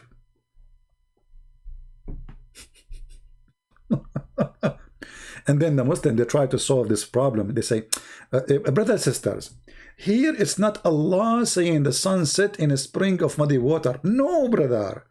Allah is saying that Zulkarnain, he thought it set in a muddy, where he thought, where anyone, do you say, it says Allah is talking, it's not even Zulkarnain. Allah telling him what he found. He found it. It's a find. It's not he thought. But because now it's very embarrassing, so we have to come with all excuses, otherwise the Quran, all of it is a joke. Do we have any Muslim want to say anything?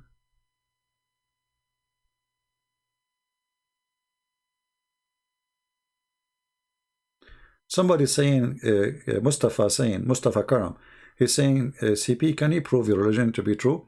My friend Mustafa, you Muslims, you prove to me that my belief is true. Do you know why?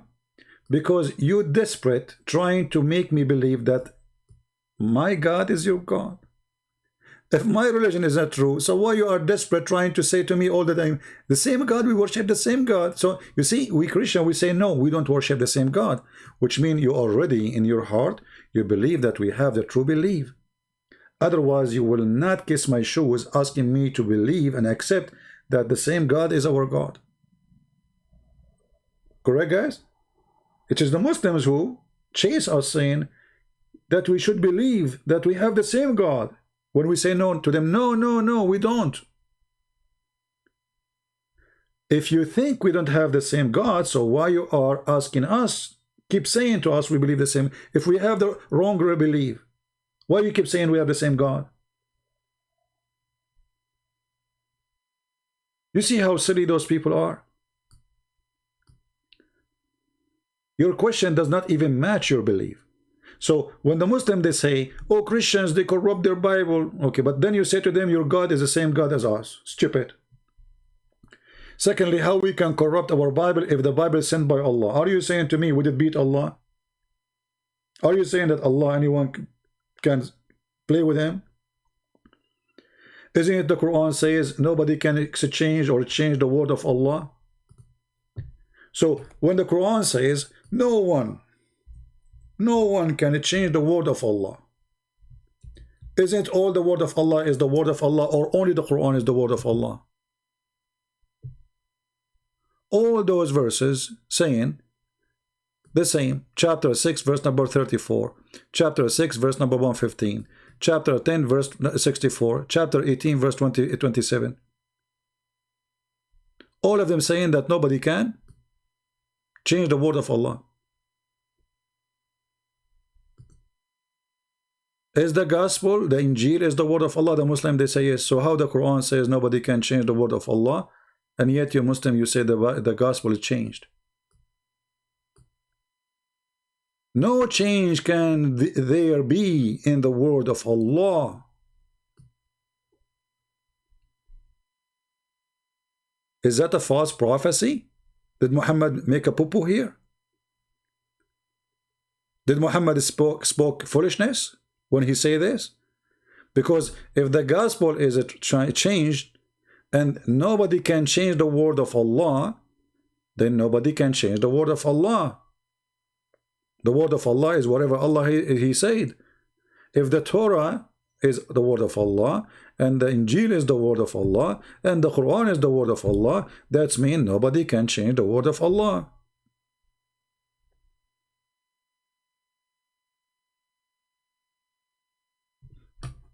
Mustafa, why you don't call me my friend? You speak English very well, and maybe better than me. As you see, my English is broken. Who is a Muslim would like to call me? We just have a phone conversation with the Muslim Abdul. He's a Muhammadan, and you know, he took the highway.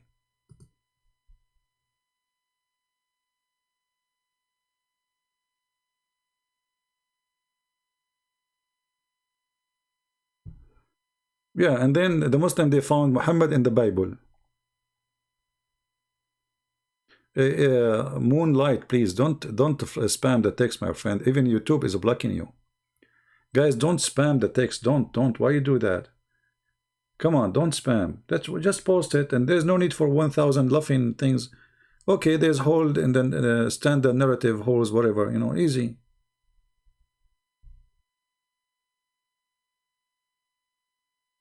And you know, for me, I am against, by the way, teaching that the Quran is not preserved, because if the Quran not preserved, we will laugh at what?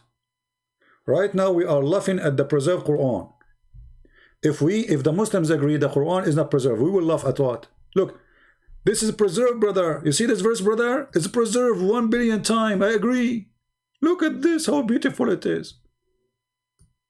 Please, don't stop believing the Quran is preserved. Because the preserved Quran is the best Quran to laugh at. Because if the Muslim, they start saying, oh, this is the Quran not preserved, then we cannot laugh at it. They will say, we told you it's not preserved. Hello? So it's not for my benefit as a Christian prince to make you believe that the Quran is not preserved. This is the preserved joke. And then, brother, this guy, he changed his way. Okay, he changed direction, and then he keep going until he found where the sun rises. He changed his way until he found where the sun rises.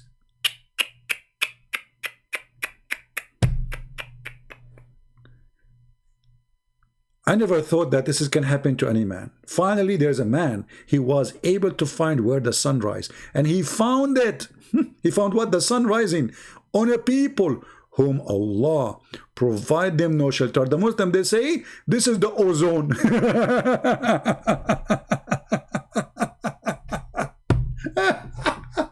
The North Pole. You idiot, the sun rises in the North Pole. You idiot. Potato. This is how the sunrise, Muhammad. I mean, this guy, he found the sunrise in the North Pole. Hello? Ozone. And then he found their people. And those people, they said to him, there is people who they are not people. What? There's people, they are not people? Yes, they are not a human. Their name, the people are Gog and Magog. They are not a human. Hold on, let me search for you, Gog and Magog. Guys, are you enjoying this comedy? Be honest with me. Isn't it this is better than any comedy show ever you saw in your life? It's better, right? I mean, come on. Face it, face it. Face it or leave it. Yeah, brother. Okay, brother, okay. Yeah, it's a true story. Nothing here is not true story. Let me find you the pictures of Gog and Magog according to the description of the Muslims. Give me a second.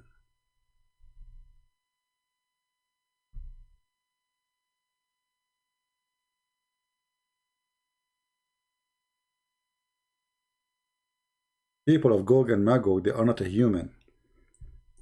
They have big ears, they sleep inside their ears like a tent. Let me see if I can find. Here we go, like the Muslims, guys. The Muslims, they got us an idea about Gog and Magog. I just searched for Gog and Magog. Look what I found.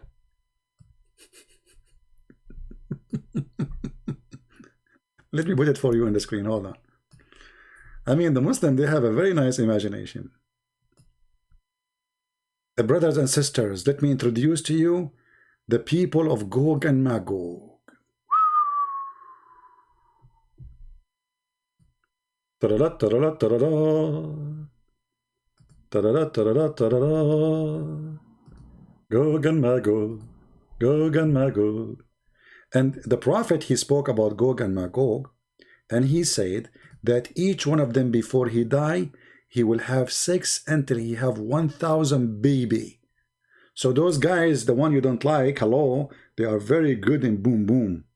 1,000 baby, each one of them. So if we are 7 billion human being, so based on this, each one of them, I mean, if they are, if we are 7 billion, they have to be 1,000 more than us, 1,000 times. So they have to be trillion, billion. Oh. Look at this one. This one is even nicer. Gog and Magog.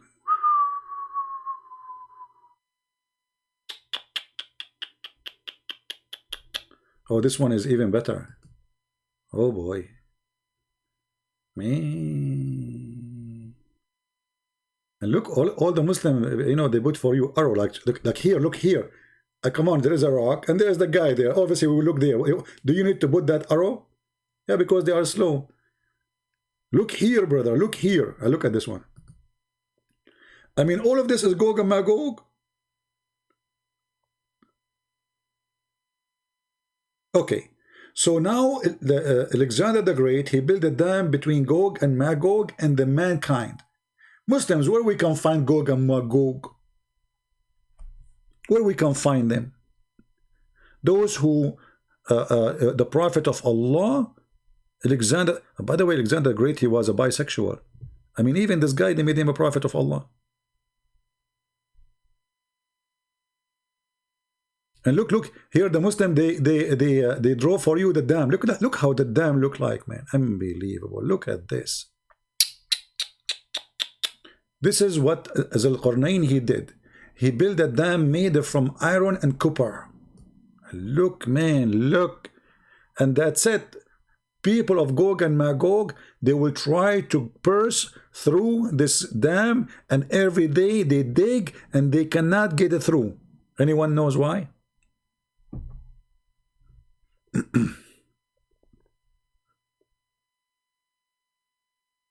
Honestly, don't you feel like you are like 7 years old kid now and you are listening to cartoon story? I mean, this is a book of God. And look, this guy, even he, look at the imagination of people. I mean, the people, the Muslims, they have a lot of imagination. We have a Muslim trying to contact me. Let us see.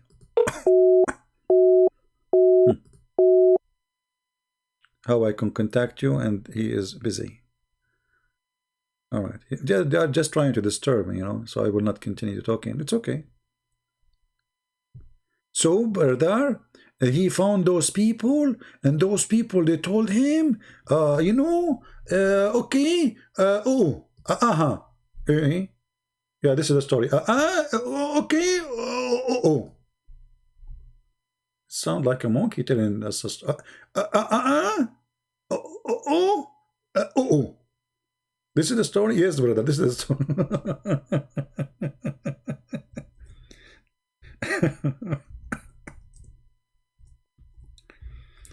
And Muhammad, he told them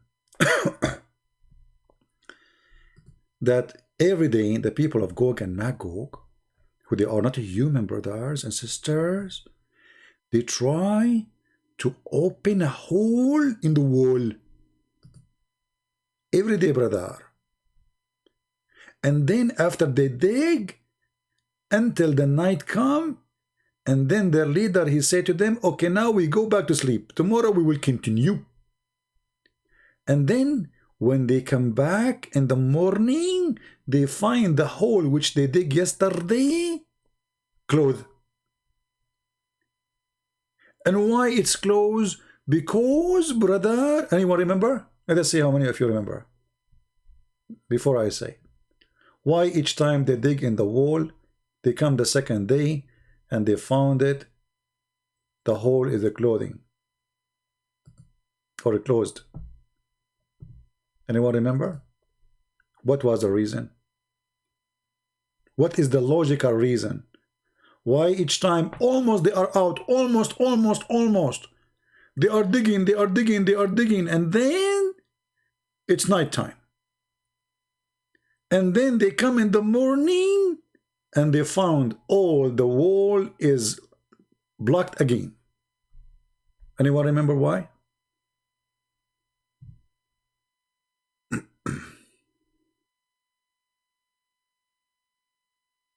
Anyone?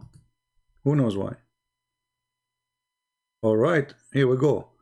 Mr. No One, he said they forgot to say Inshallah. Bingo! Here we go. We have a good answer. They forgot, the brother and sister, to say Inshallah. Can you believe it, brothers and sisters? How in the world you forgot to say such a thing? So those stupid people now for thousands of years, they dig in the same wall every day. And then until one day, their leader, he will say suddenly, tomorrow, Inshallah, we will continue. And then because he said, Inshallah, he come and he found the hole as it was yesterday, and they will be able to get it through.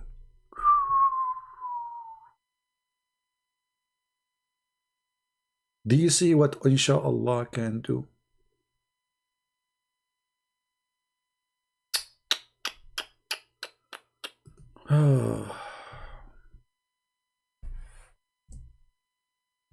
Do we have any Muslim? Do you have anything to say?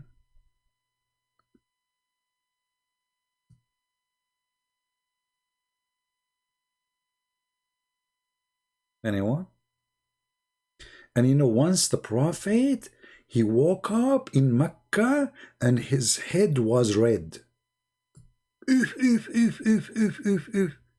And then he was saying, no God but Allah, no God but Allah, no God but Allah.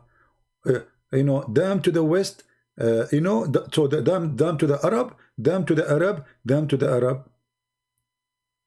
And then he continues saying, because today, a whole opening Gog and Magog. If. Today, that was 1400 years ago, brother. Abdul Muhammad, are you sure, brother? Yes, I'm prophet. I know what I'm talking about.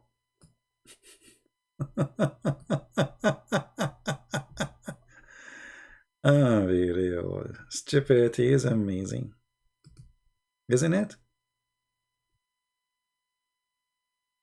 And those people believe in this?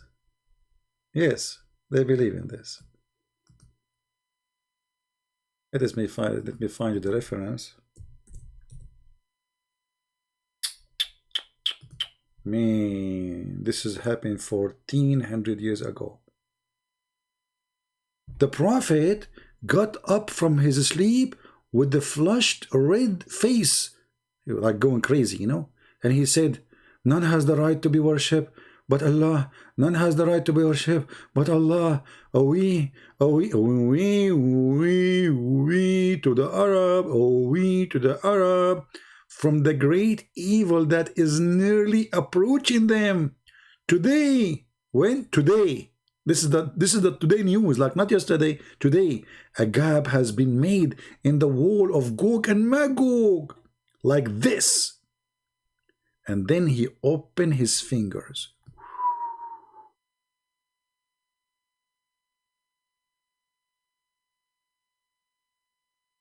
Imagine you are living in the time of a prophet Muhammad. And Muhammad, he woke up from his sleep and he says to you, today, there is a hole open in Gog and Magog wall.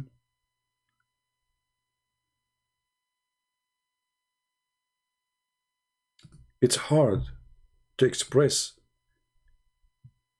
how terrifying this news. And this was 1400 years ago. Until now, nothing happened. Nothing happened. No Gog and Magog came. But we have to be honest, the story is interesting. I mean, you get excited when you see it. You know, you cannot deny this. I mean, it doesn't matter how much you like. All of you like fiction movies. Don't be a hypocrite. I mean, come on. You know.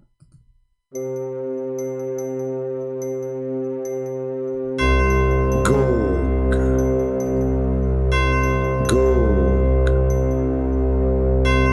Magog, Gog and Magog. Today, just now, they open a hole in the wall. A hole in the wall. Commercial break. If you have a hole in your wall, please go to Home Depot and you will find a filler. It's the best filler in the market. It's called Gog and Magog filler. Trust it. One time you use it, you never use it again. Back to the topic.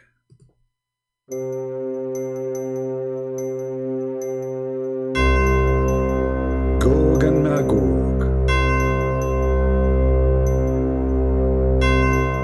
What happened in Gog, stay with Magog.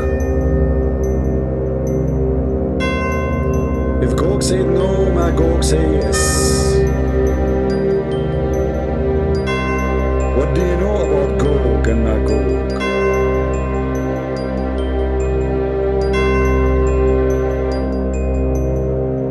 Mysterious Gog and Magog. We cannot find them. We cannot find them. If you have a problem to find a rat or a cat in your house, we can give you the best solution. We can give you a chip or something you can hang it in their neck and they can be traced by the GPS. Like Gog and Magog. Hey Muslims, where we can find Gog and Magog? Where are they, those who they are behind the dam? I mean, they are a huge 1,000 to 1. Their population is 1,000 to 1 human. So if we are 7 or 8 billions, they are 8 trillions. Where we can find them?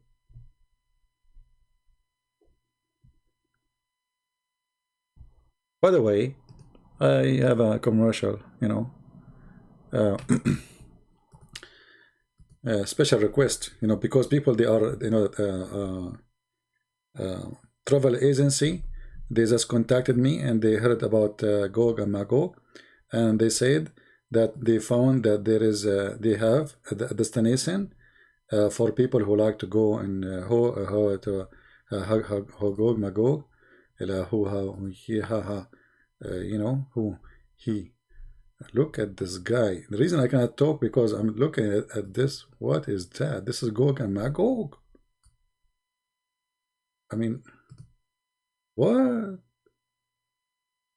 This is Gog and This is Gog and Magog. Alhamdulillah. I mean, look how their faces changed so fast from this to this. I mean, what happened? Anyway, so there's a travel agency. They contacted me immediately, and they said to me that they found Gog and Magog. If you are a Muslim interested to visit the location, so you can take selfie pictures, and they provide you with 5-star hotels in Havana.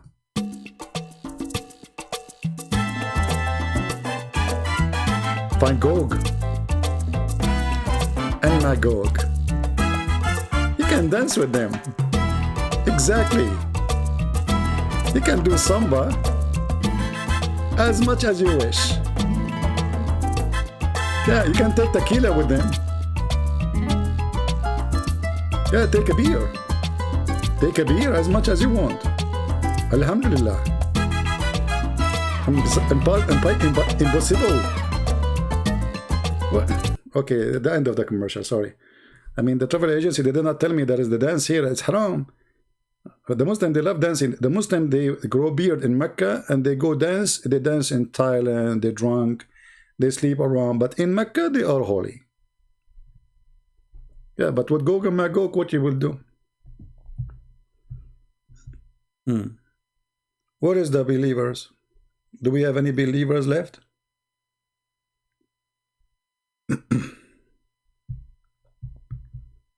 Any believer? This is a religion and this is a book of God. I mean, if this is a book of God, so what is book of stupidity? Any Mickey Mouse story is better than this. I remember, like, Mickey Mouse, the guy is Mickey, his you know, his uncle come from Mexico, and he have a guitar. He's in like Lambo,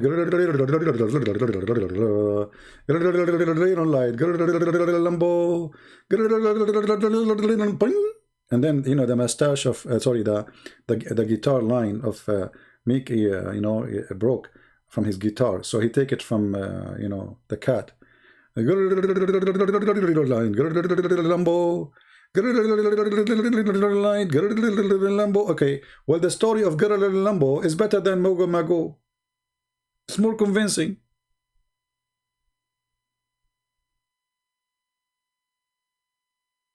This is book of God. I'm truly convinced. I mean, that's it. I mean, who can deny this?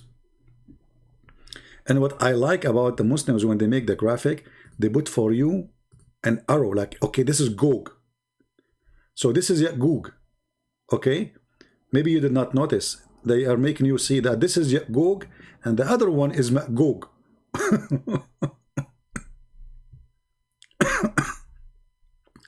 Like, this one is Magog. The other one is Gog. What is that? A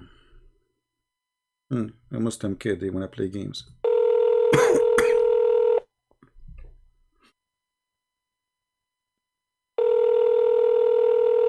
Let us see.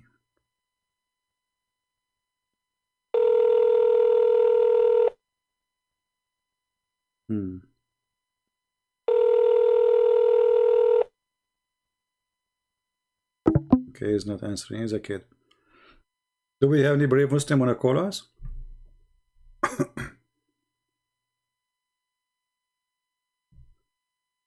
Gog and Magog. La la la la la.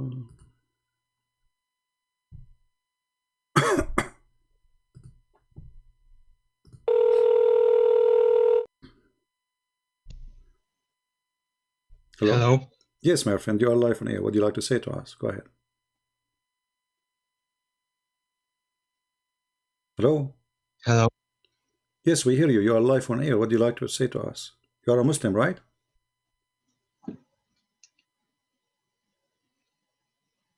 Are you a Muslim?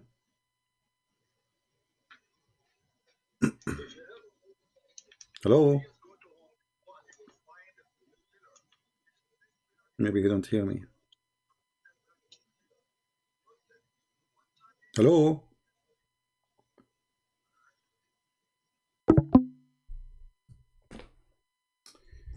You need to fix his mic, maybe. I mean his speakers.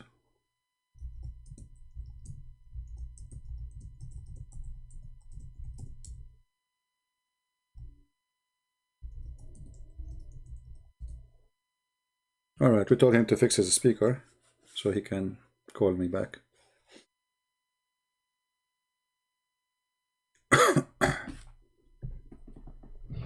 And supposedly I will not stay long, you believe it? Did I say to you guys before I go live I will not stay long? Yeah. Did I say my throat is hurting me? Okay.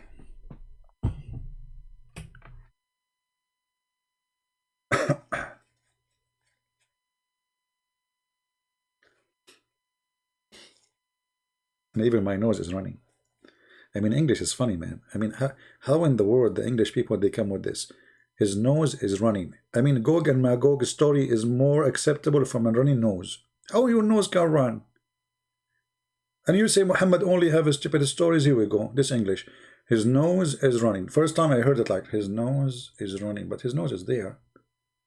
Now, like I was speaking on the phone, he said to me, but my nose is running. I said, who? My nose is running. So when I saw him, like, because we are going to meet, and look at his nose is running. I said to him, what you said to me in the phone? He said to me, what I said to you? I said, what? You said something about running. What's you running? He said, my nose. What? What's wrong with this guy? His nose is running. What? Like, okay. I could not ask him because I didn't know what to say. I mean, his nose is there, and this guy keeps saying his nose is running. Hello? Can you hear me now? Yeah, I do hear you. Go ahead. I hear you actually, but you did not hear me first time. Go ahead. You are a Muslim, Oh, right? yeah, I changed my... You are a Muslim, Yes, correct? sir. Okay, what do you like to say to us? Go ahead. Yes. I'm just watching your videos all this time, and all the time you're spreading lies about Islam. Lies. Like what? Like Gog and Magog? Lies. Is Gog and Magog a lie? All the time lying. You know Quran is most perfect book ever. Okay, tell me about You know Gog. the Bible. No problem. Tell me The about Bible Gog. was written 300 years after Jesus, even when they said he died. Okay. What proof do you have? Where is the first Bible? Where is the second Bible? Where is the third Bible? Where's the fourth Bible? We don't even have a full copy before 400 or 500 years after Jesus died. Well, let So us how can you say Quran is not preserved? let us go Quran with is this. not. Okay, do you have a full copy of the whole Quran before the first 4 centuries?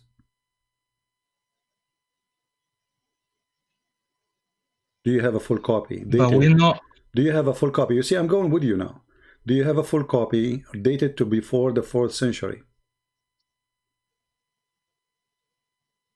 It doesn't matter if we have full But you just copy. said to We me, never but needed no, to no, preserve it. but no, you just say it. But We you just say hold it. on, But you hold just on, hold on. you just say it. never Hold needed on. to You preserve just say it. Look how the way hypocrite you are. needed to Look preserve how it. hypocrite you are. You just said to me, we don't have a full copy of the whole Bible before the 4th century. You said that. And but you are the one who believe that you have the same issue. If this is an issue for you, that's when you should not believe in Islam. Secondly, Muhammad, he came 600 years after Jesus, after the Bible is written. What is the proof of Muhammad that he knew what is in the Bible? If all the Bible is corrupt, the mic is yours. But we never say the Bible is corrupt. We say you don't have the real Bible. So the Bible could be somewhere. The Bible could be somewhere in the Middle East. You just haven't found it it's yet. not corrupt. So you made you made up a different copy. All right, hold you on. made up a different copy and then spread it all around the world All right. to give to to give to the Christian people. All right. The original copy could be there. Original copy could be even at the time of Okay. Muhammad, but you hid it from everyone. You rewrote okay, it. so but you don't have the copy. No, How? but Tell nobody. me one thing. How many Christians? friend, How my many friend, Christians have read Bible Let us that talk. comes in Greek Let us or talk. Aramaic? Let us talk. How many Muslims they speak Arabic? 15%. 15%. That's mean there is what? 85% of Muslims are not Muslims no more. Doesn't matter because But we listen to people who a speak second the ago, language. but a second ago we you said. have- A second ago you said if we don't speak Aramaic, you said how many people speak Aramaic? How many people speak Greek? How many speak Hebrew? And now you are saying doesn't matter. You see, I don't know. Are you mature adult or you are a kid? Okay. How many? Let us 1.6 billion people. Let us be logical. 15% is a lot. 15% is Okay. how many million? Okay, let us be. How many hundred million? Doesn't matter. 15%? And we have How many people we have speak millions of Hebrew? people who speak Greek. We have millions of people who speak Aramaic. We have millions of people who speak Hebrew. Same. We have. Yeah, you go few million, maybe 5 and million, doesn't 10 matter million as long speak Greek. as long people they speak. Now the question is, do you understand the Quran, which is written in Arabic? Do you understand it yourself? I don't understand it myself, but I So look at you are translations. so you are proud about what? You are proud to be a Muslim about religion, and you said to me the Quran is perfect, but you cannot understand the Quran. How the Quran is perfect, yet you cannot understand it?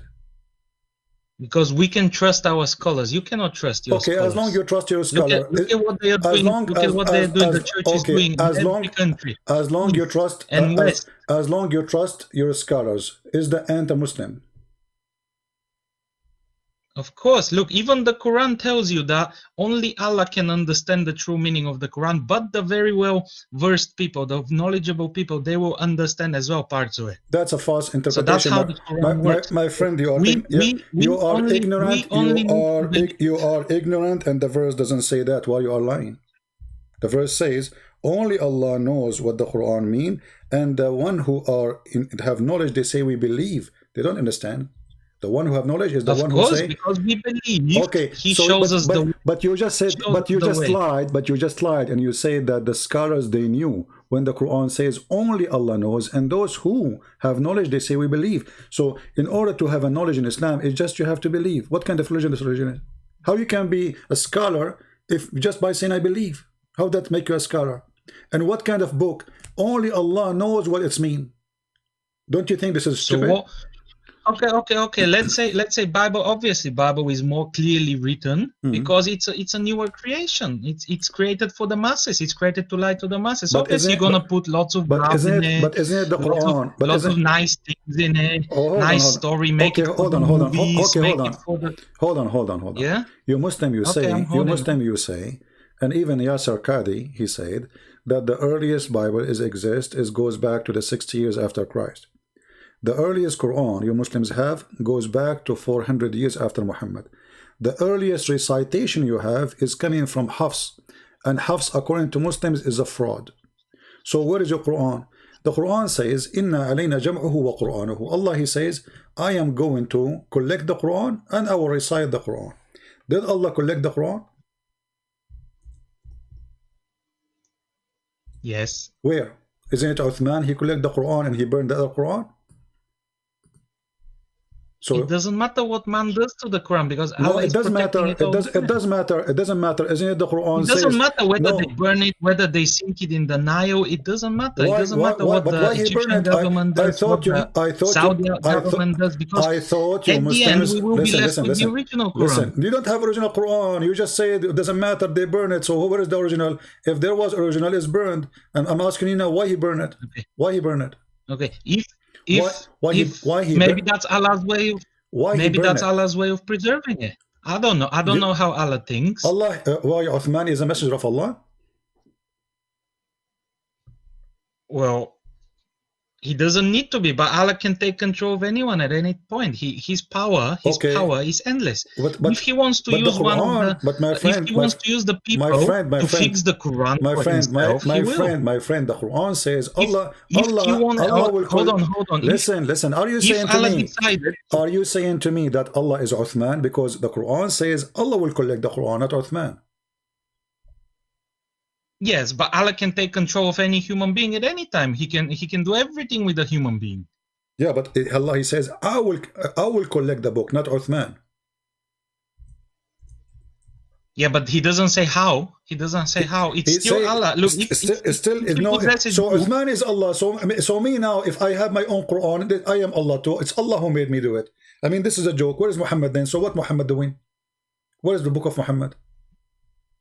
look, let me tell you one thing. If Allah decides to preserve the Quran, it doesn't matter how. This could be any method he can use. Even the Egyptian, when the Egyptian government was fixing the Quran, how do you know that's the Egyptian government? That's probably Allah using the people to pick the right recitation. So how much? 95% of the world use Hafs? Okay, let me Yes. ask. So that means almost everyone, apart from few regions, use Hafs. So that means Allah has managed to preserve the copy he wanted to preserve. How he preserved? No, Hafs is not really the copy he preserved. This is the copy printed by the oil of Saudi Arabia. Before that, nobody used Hafs recitation. But how do you know? How do you know that's not Allah's way of preserving? Because before it was most popular, like Warish, other reading of the Quran. It's not Hafs, but because this is what was more popular in Saudi Arabia, and the government of Saudi Arabia is the one who published this. It is published. Same time, let me ask you.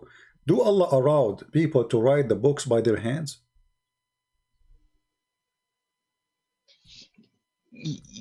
He can do everything he wants. No. I'm asking you. Don't tell me. Stop saying to me he can do everything. And this is not the question.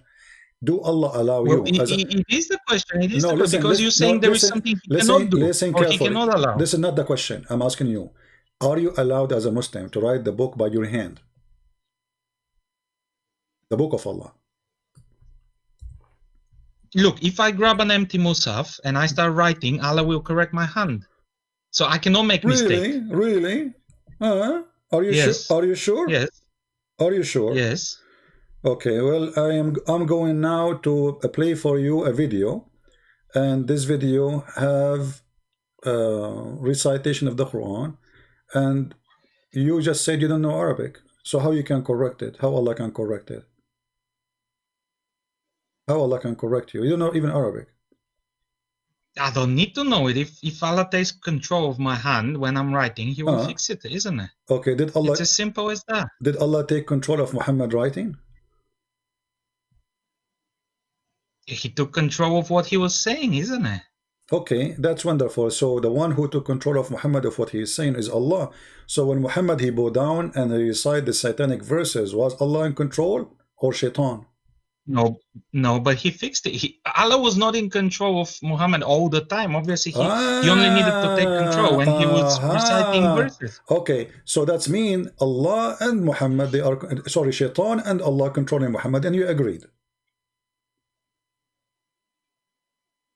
Yes, but okay. Look at the stories. No, hold on. Let me finish this point. You started a very good point, brother. Let me ask you. You started a very good point. Hold on. No, I want to finish this one. You just say a very important thing. That's why I want to. You will have time. Don't worry. We are just having a nice conversation. Yeah. Thank you for calling me. By the way, you are a nice guy. So listen. So as long as you agree that Muhammad is controlled by Allah and Shaitan, but Muhammad received his command from who? From Shaitan or from Allah?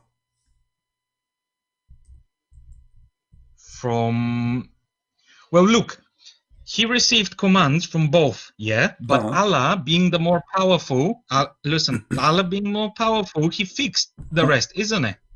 Same as Jesus. When Jesus was tempted by the devil, God helped him resist that, isn't it? That's part of the. It's even in the Bible today. No, that's not true. The devil, he could not. You see, when it says tempt, he tried, but he did not tempt him. He did not fail. So how do you know he did not take control of Jesus? If you guys can correct the Bible later at any time, how do you know? Okay, don't play games now. You can. I can say the same to you. You can correct any time. And look at me. I have a hadith in front of me. It says, "You're a prophet." He said that Shaitan, he command him to do good. What do you say about that? It's in front of you on the screen. Hold on, let me go through that. There is none among you whom is not an attaché from. They said, Allah messenger with you too. Thereupon he said, yes, but Allah helps me against him, and so I am safe from his hands. He does not command me, but for good. What do you think? Shaitan, he command Muhammad good command. The devil. Obviously, Shaitan, he did not command him because Allah fixed it. No. If you read the Stop story, saying, Allah my fixed it, friend. didn't he? What's your name? What's your name? No. What's your name? If the satanic verses, what's if your the name? satanic What's verses were what's not your corrected, your name? What's your name? if I don't want to reveal my name, So but if the satanic verses give me were a not, name. Give me a name to call you by. Whatever your name. Just give me a name. Give me a name. call me anything you would like. Muhammad. I know you Muhammad, love okay. to use Okay, Abdul. listen, You love to Muhammad. use No, Abdul I'm all not the going time. to call you Abdul. You know, you look like you are more educated than normal Abdul. And now, Okay. yeah, you know, you are very educated. I can tell. My friend, you don't even know how to read. It says he command me, but to do good. So not Allah fix it. Like the shaitan is commanding him still. Muhammad describing the command of shaitan as a good command. So why you are saying Allah he fix it? What's wrong with you? Don't you know how to read?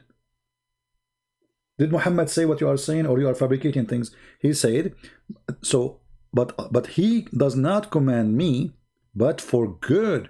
So Muhammad saying that shaitan is a good person, and he obey his command, and his command is good. Muhammad here is admitting that shaitan... No. Look what it says. Look what it says. But he does not command me, but for good. So anything that's bad, he cannot command him because Allah helps him. Okay, but if it's anything good comes out of it, if anything good comes out of it, okay, so shaitan, obviously, shaitan, he give only good command to Muhammad. Like what? Give me an example. How shaitan? How we not call? only, How not we, only. How we I'm can? saying, Hold on. How you call him devil, and yet he give good command? Explain to me. I want to learn from this about you. You know about Islam. Go ahead. He's the devil. The devil. He do give good command since when? Does he have to? Is there anywhere where it's specified that he does only bad things? Yeah, well, the shit. And you know. Hold on. You know, lots of good things. Lots of good things can come from something bad, isn't it? No, that's not true. Not according to Islam. Shaitan is shaitan. Isn't it the Quran says the shaitan, he want to mislead you, the shaitan, he want to deceive you, the shaitan, he will take you to hell. So now suddenly the shaitan, he's a good guy?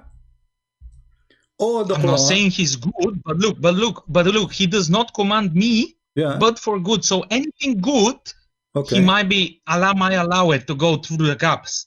But if anything bad, Allah does not allow it. Okay, that's wonderful. I don't know how you're reading the verse. But you agree that shaitan, he gave him satanic verses, and Muhammad, he recite them. So how Allah allow it to go through? So that he can then show his power by abrogating them. But that's me. Okay, if guys. Muhammad didn't know, Muhammad didn't know, and Allah didn't interfere, he would never know he revealed them. But he knew he revealed them, and it got fixed, isn't it? How and that's fixed? showing. Can you tell me the story how Allah fixed those verses? What happened? Muhammad don't know. Muhammad recite the verses, and then and then Gabriel came and told him, "This is not. It didn't come from me. So why are you reciting it?" So Muhammad didn't know. That's wonderful. Hold on. Guys, listen carefully. Our friend here, he said that Muhammad recites Shaitan from Shaitan. Muhammad did not notice that this is not from Allah. Then Jibreel later come to his house and he told him, "This is not from Allah." Do we agree about what we said?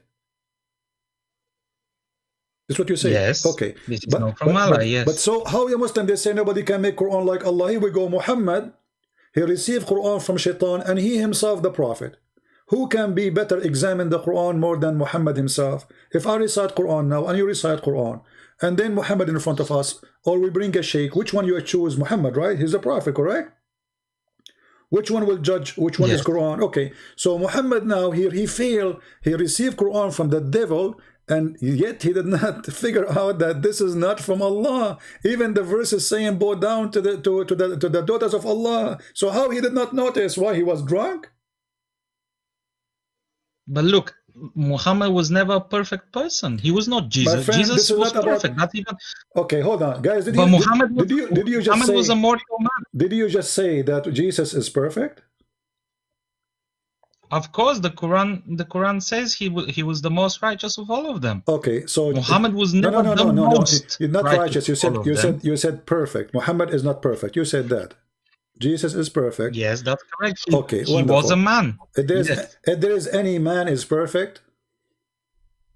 No, of course no. And I'm not saying he was perfect. You He just said doesn't that. need to be perfect to do God's work. But you just Was said, Moses perfect? But you just No. but you Was just said, Abraham perfect? but you just said that he is perfect. Everybody heard you. You said that. Of course. Okay. Even Allah says he made Jesus. Okay. He was the most righteous of all of them. He was the most perfect. So when you say he's perfect, he's perfect. There's no so either perfect or not perfect. So Muhammad is not perfect. Jesus is perfect. Wonderful. Muhammad received satanic verses, and that you are saying because he is not perfect, he did not notice that he was praying to the daughters of the devil, and because he's not perfect, he bowed down to them. And because he's not perfect, he still went home and did not notice. And because he's not perfect, still he need the angel to come and tell him. And because he's not perfect, Allah after that, he need to fix the Quran. Hold on. If we go now in the Quran to the chapter we are talking about, the chapter of satanic verses, chapter 22, you will see here it says that Allah is going to take off what shaitan he threw. Do you agree with this? Allah will take it off? Okay. How we knew that this verse itself is from Allah, not from shaitan? If shaitan was able to throw Quran already in Muhammad, and Muhammad did not notice. How we knew that this verse itself is not from shaitan saying, don't worry Muhammad, I will give you more. Don't worry about shaitan giving you things. I am Allah, I will take it away. How we knew that this verse is not from shaitan? Because already we agreed that Muhammad received from shaitan. And he don't notice. So shaitan, he can do it again and again and again and again. If he was able to do it once. No, but you're doing mental gymnastics at the moment, because you're saying, oh, how do we know the whole Quran was not the devil's work? Well, it wasn't, because we know this. How? And we know exactly where shaitan involved, because Allah wanted us to know where. What and he fixed it. What shaitan? Okay, what shaitan he want? Tell me what shaitan he do? What shaitan he do? How he try? He tried to intervene. He managed to get a few words in, and then Gabriel came and fixed it. No. By Allah's will. What was when shaitan intervened with the human being in general? What he tried to do? Like what he do? I mean, what he promised you? How he can tempt you? What he do? Well, he always tries to take them off the righteous path. Okay, was Muhammad a righteous man? He tries to be. Okay, was Muhammad a righteous man when he went to his own son's wife and he flirted with her in her house when she is married? Did he flirt though? Does anyone say he flirted with her, or does it say that she, like him, she wanted to marry him? No, it says that he said to her, Subhanallah mu'allif al-qulub. Praise be to Allah, the one who flipped my heart for you. And he said that loudly so she can hear it. Is that a good man? He go to the house. Show me the hadith. Let's go. Let's show me the hadith. Let's read it carefully. All right. Let us see.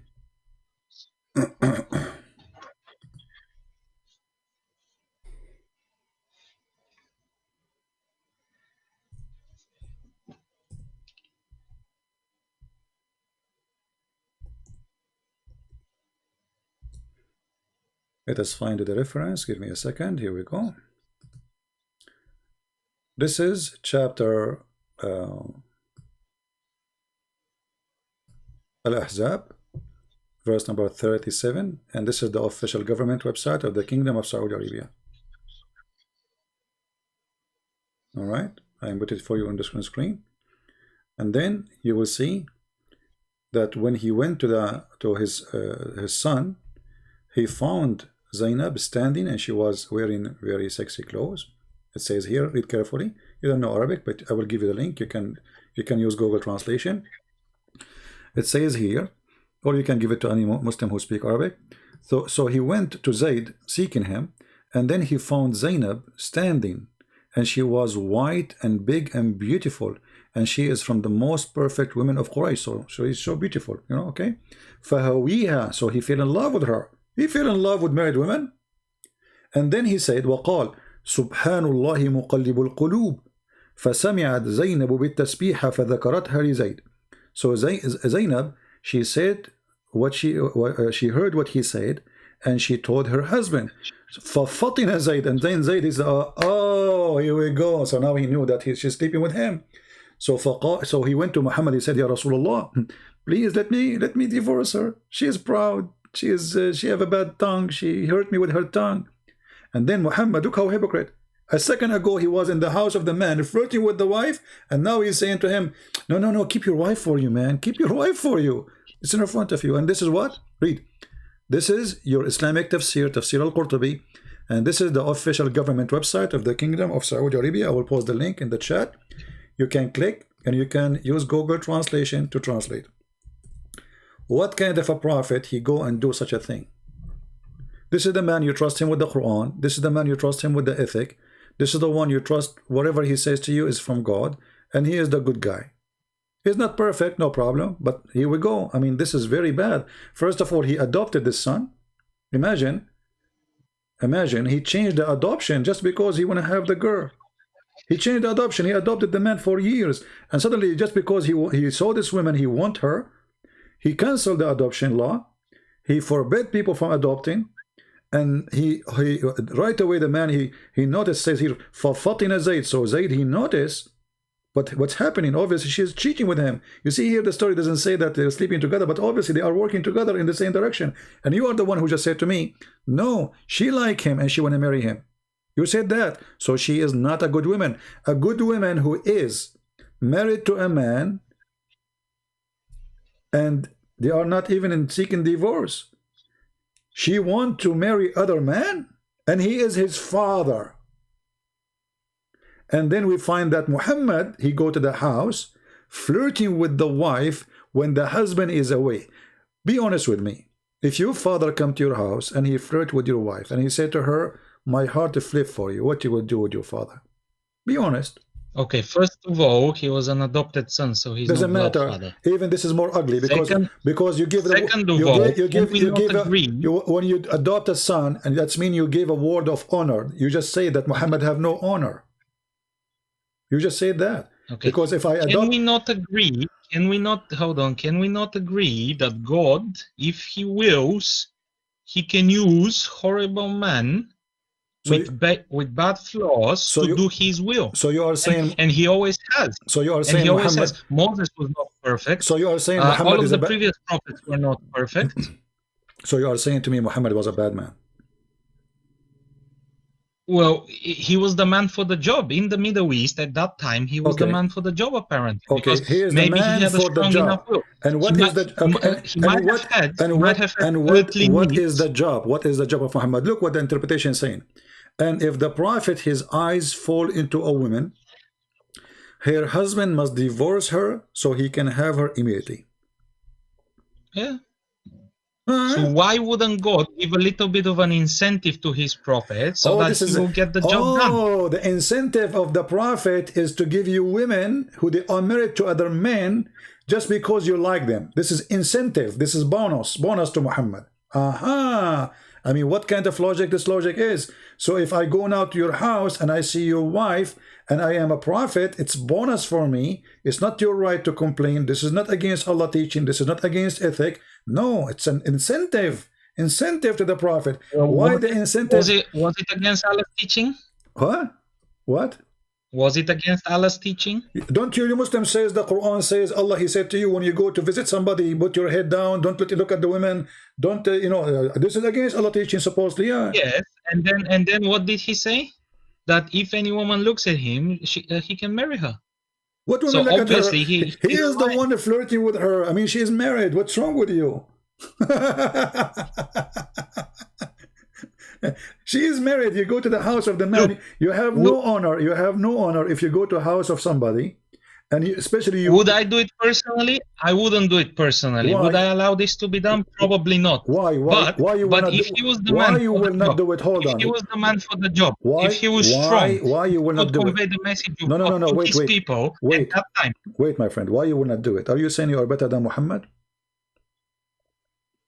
I'm not saying I'm better than Muhammad. All I'm saying is that I would not do some things that he would do. So simple as it is. We're all different. We're not. No. You just said I will not. I could be same, isn't it? Why? We're not all the same. But isn't it you Muslim? You follow the Sunnah as the Prophet he did. You follow his step in whatever he did. Here we go, Muhammad. You go to the house of people, flirt with the wife, so you can do it. This is Sunnah. Well, I can't do it. You can do it, right? So this is Islam. Islam. Well, I can give a try, certainly, but I doubt God would now approve of me because I'm not doing His work. Why you are not approved? You just said we follow Muhammad's steps. He is the best man to follow. Look, you have to understand that that time in the Middle East was a very violent and hard time. My friend, what does have to do with So, what does have to do what does have to do with violent now? The man, he is his son. They are not in war. He go to the house. He wasn't. Okay, and what All kind, I'm saying is and he what kind wasn't of God perfect. and what kind of God he had says? desire. Okay, hold on. You see, you Muslims, you jump from a place to a place to a place, and it's English. So you agree that Muhammad is a bad person. That's a wonderful news. I want to ask don't agree he's a bad person. I agree he has a humanly needs, and they might be different than your humanly needs.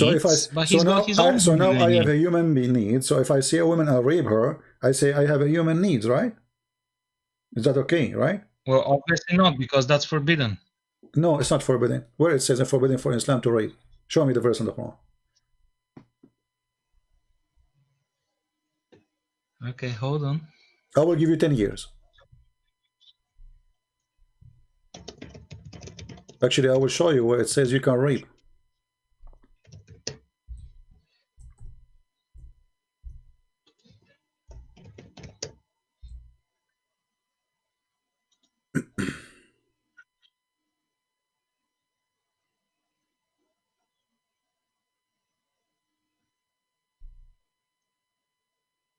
I will give you 20 years, not only. You can search Google from now until the coming century. No, there is a verse. I just forgot which verse it is that shows which women are permitted. No, take your time. Which women are permitted to you. No, I will wait for you. Here we go. Search Google. I will give you 10,000 years. Show me the verse about rape. Go ahead. I want to learn from you. Google is very fast, my friend. Search verse about rape in the Quran.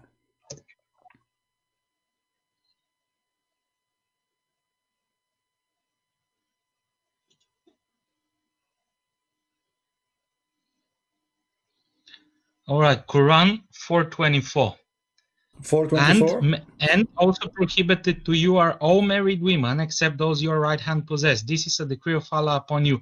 And lawful to you are all others beyond these, provided that you seek them in marriage with gifts from your property. That's not rape. This is the verse. Actually, how is that rape? This is the verse. I have it on the screen ready for you to show you the rape, because it says forbidden for you married women except. So you can rape women who they are married. Do you know how to read? It says, It says, forbidden for you women already married, except, except who? Except married women. Who they are? Your right hand possess. Except those whom your right hand possess. Exactly. Okay. How many women does your right hand possess? How many women does my hand possess? None. In the time of Muhammad, he have hundreds. This is not the topic now. You see, you are playing. Are you a kid? Are you a man or adult or a kid? So when the Quran says you can rape those who their right hand possess, it means you can do it today. You have them or not, because now you are weak. You cannot go and conquer and rape women as before. But if you can, you will. So the Quran saying you can rape women who they are married, and you said to me, you will show me a verse against rape, when this is the same verse says you can rape them.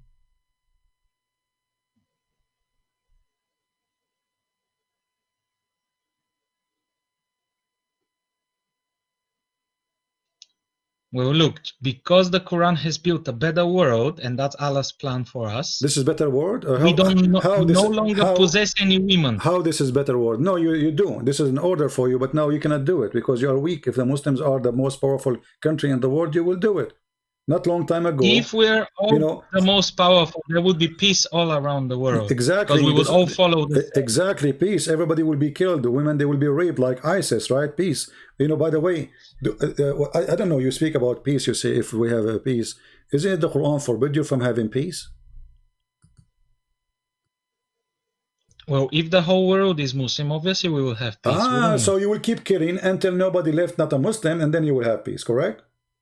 Yeah, but why do we need to kill if we can just convince people? We can just convince people that this is the truth. You said you just said if all the world become Muslim, then we need to not to kill, my friend. And nobody's convinced. People are loving Islam. And let me ask you, we just mentioned a second ago about Muhammad having sex and Muhammad going after women. Is that Muhammad or Allah making Muhammad having sex with women illegal way? Who is the one who made us do adultery? Is it Shaitan or Allah? Why would we do adultery? If he didn't sleep with them before he was I'm married asking to you, them. no, hold on. No, he did. He did it with Mary the Copt. He did with Sophia. He did with man. He can count for you endless numbers. Now, I'm asking you. Look, you can find many fake hadiths. No, not fake We know about the hadiths that Christians produce and they sleep Abdul, listen. If you want to talk to me, either you speak with your brain is open, or don't call me, because when you say fake hadith, you have to prove it. So are you challenging me now to show you a hadith which nobody can prove that it's fake? Is that a challenge? You cannot do that. I will show you from Al-Bukhari. We show you from Sahih Muslim. So stop playing this game. I'm asking you now a question. When a person do adultery, who is the one who make him do adultery? Allah or Shaitan? Shaitan. Thank you very much. Guys, did you hear him? Shaitan. The hadith says that Allah is the one who make you adultery, and you just admitted that Shaitan is Allah. Read for me, and this is a very sahih hadith.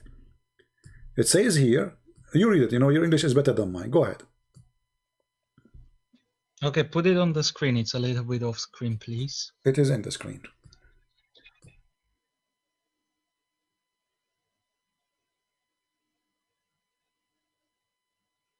All right, thank you very much.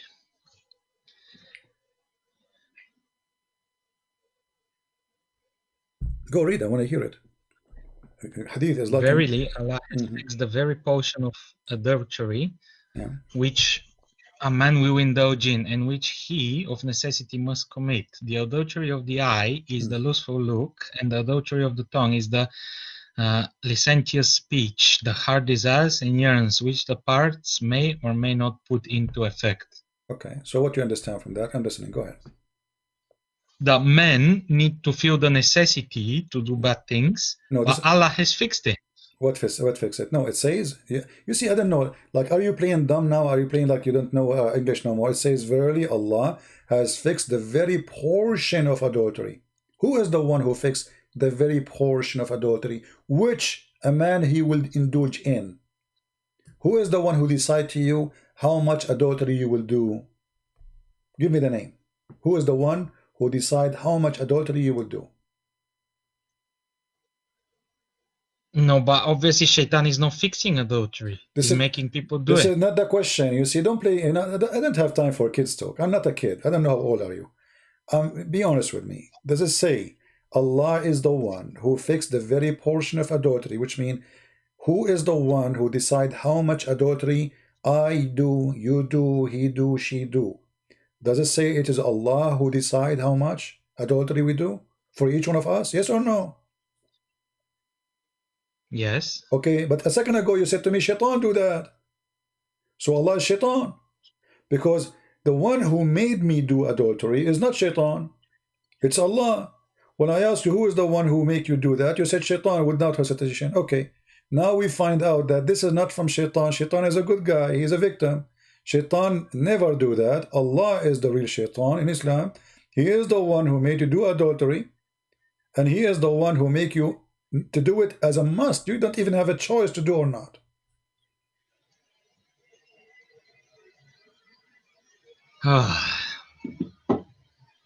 So you admitted that Shaitan is Allah and Allah is Shaitan.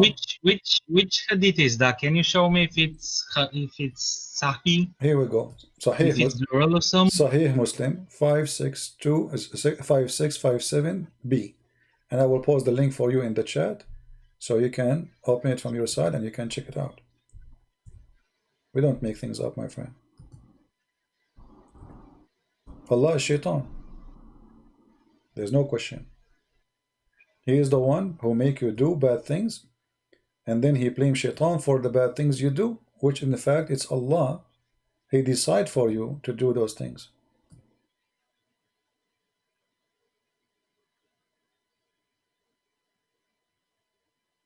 I advise you to leave Islam, my friend. You are worshipping Satan.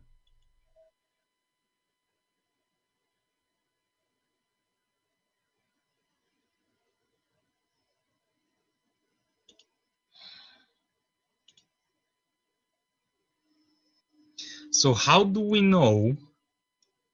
Because me personally, I've always had problems with the hadiths. Well, the Personally, well, the I don't Quran, say Muslims do. my friend, the Quran is not better. The Quran is very evil too. I mean, the Quran is very stupid, my friend. You see, the problem is that you. Yes, but the hadiths were written 200-300 years later. So how The can we Quran even is the trust them? same. That's The Quran, the personal Quran problem is the with them. same, my friend. The Quran is the same. The Quran is the same. And by the way, we don't even have the books of the Hadith. I mean, Islam is a joke. We don't have the original books of the Quran. We don't have even anything have to do with Uthman. We don't have anything. This is Sahih Muslim. We don't have the book of Sahih Muslim. You believe it? We don't have the book of Sahih Bukhari. I mean, this is a joke. Islam is a joke. You have nothing. You see, when the Christian they say, So which which full book of the Bible do you have? we have books where the one is written in leather and the one is written in the Egyptian papers. Those exist, but they are dissolved by time. But we have a shred of them. So we have thousands and thousands of shred, all of them in total agreement with the Bible today. My friend, listen. There is a reason. Those paper books, even if you don't touch them, if you put them in the drawer, after a long time they will be demolished by themselves. First, because they are made by normal people who they are just making papers. It's paper made from I do understand that, but So the question the is, one who is if we exist, can already we have if we only have small pieces, same time. how do you know the later people didn't just change all the words around them? We have. Let me tell you why. First of all, we have many copies of the Bible in different languages. Many. As an example, in Ethiopia. As an example, the Egyptian. As an example, even in India. Most the earliest Christians, they went all over the world. At the same time, we have art preserve the story of the Bible, which go back to the time of Jesus, when Christians they were going under the ground and they were doing mosaic and art to preserve the crucifixion of Jesus, the verses in the Greek language or in Hebrew. Until now, we found them go back all the time to the time of Jesus. In the same time, when we question the Quran, I don't care really if it's preserved or not. The Quran is a stupid book. You see, I just told them before, I don't know if you were listening, I said, I don't want the Muslim to believe the Quran not preserved, because this is not for my benefit. If the Quran is preserved and it's a stupid book, that's for my benefit, that's it. The Quran is preserved, so you have no excuse to say, oh, somebody play with it. So when the Quran said the sun set in murky water, do you have an excuse? You say the Hadith, I don't trust the Hadith much, but what about the Quran? Before you call me, you heard me speaking about Gog and Magog. Who in the world want to believe such a story? This is Quran. This is not Hadith. And you keep saying to me the Quran preserved. How in the world you in the year 2020, I don't know what is your education, believe that there is a man, his name is Dhul Qurnayn. He got his first horn because he went to his people to make them to believe in Islam. They hit him in the hammer, in his head. He got the first horn and he died. Allah raised him back and he sent him back to his people. Then they hit him again with the hammer in his head, so he got two horns. And then the story continue. And then he Allah, he gave him a power. And then he occupied most of the earth. And he found where the sun set. And he found it sitting in murky water. The Muslim, they try to solve this problem. They say, oh, Dhul Qurnayn, he thought, brother, don't you see the sun go in the water? My friend, it says a spring. Even the Hadith, Muhammad, he said, confirming that the sun goes in water, which is hot and muddy. Here we go. This is the Hadith, and this Hadith is good. It's even Sahih in chain.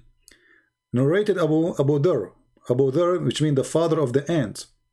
He said, I was sitting behind Allah Messenger who was riding a donkey. While the sun was sitting, he asked, do you know where this set? I replied, Allah and his apostle know best. He said, it's set in a spring of warm water. Hamia. Do you see it? And this is in total agreement with the Quran. Total agreement with the Quran. So the Quran preserved, for me, I'm laughing. Okay, it's preserved. So what we will do now? This is against you, actually, not against me, because you see, if I am a person who believe, if I'm speaking to someone who believe the Quran not preserved, he can say, oh, somebody put it there. There's no way this is from Allah. But because you believe now it's preserved word by word, then you cannot play games. You cannot say the hadith, I don't agree with it, this is Quran. And then the guy, he keep continue walking, and then he went, and look, it says until when he reached the sitting place of the sun, the sitting place of the sun, yeah, he reached it. And then he found it sitting in a spring of a bloody, you are laughing, huh?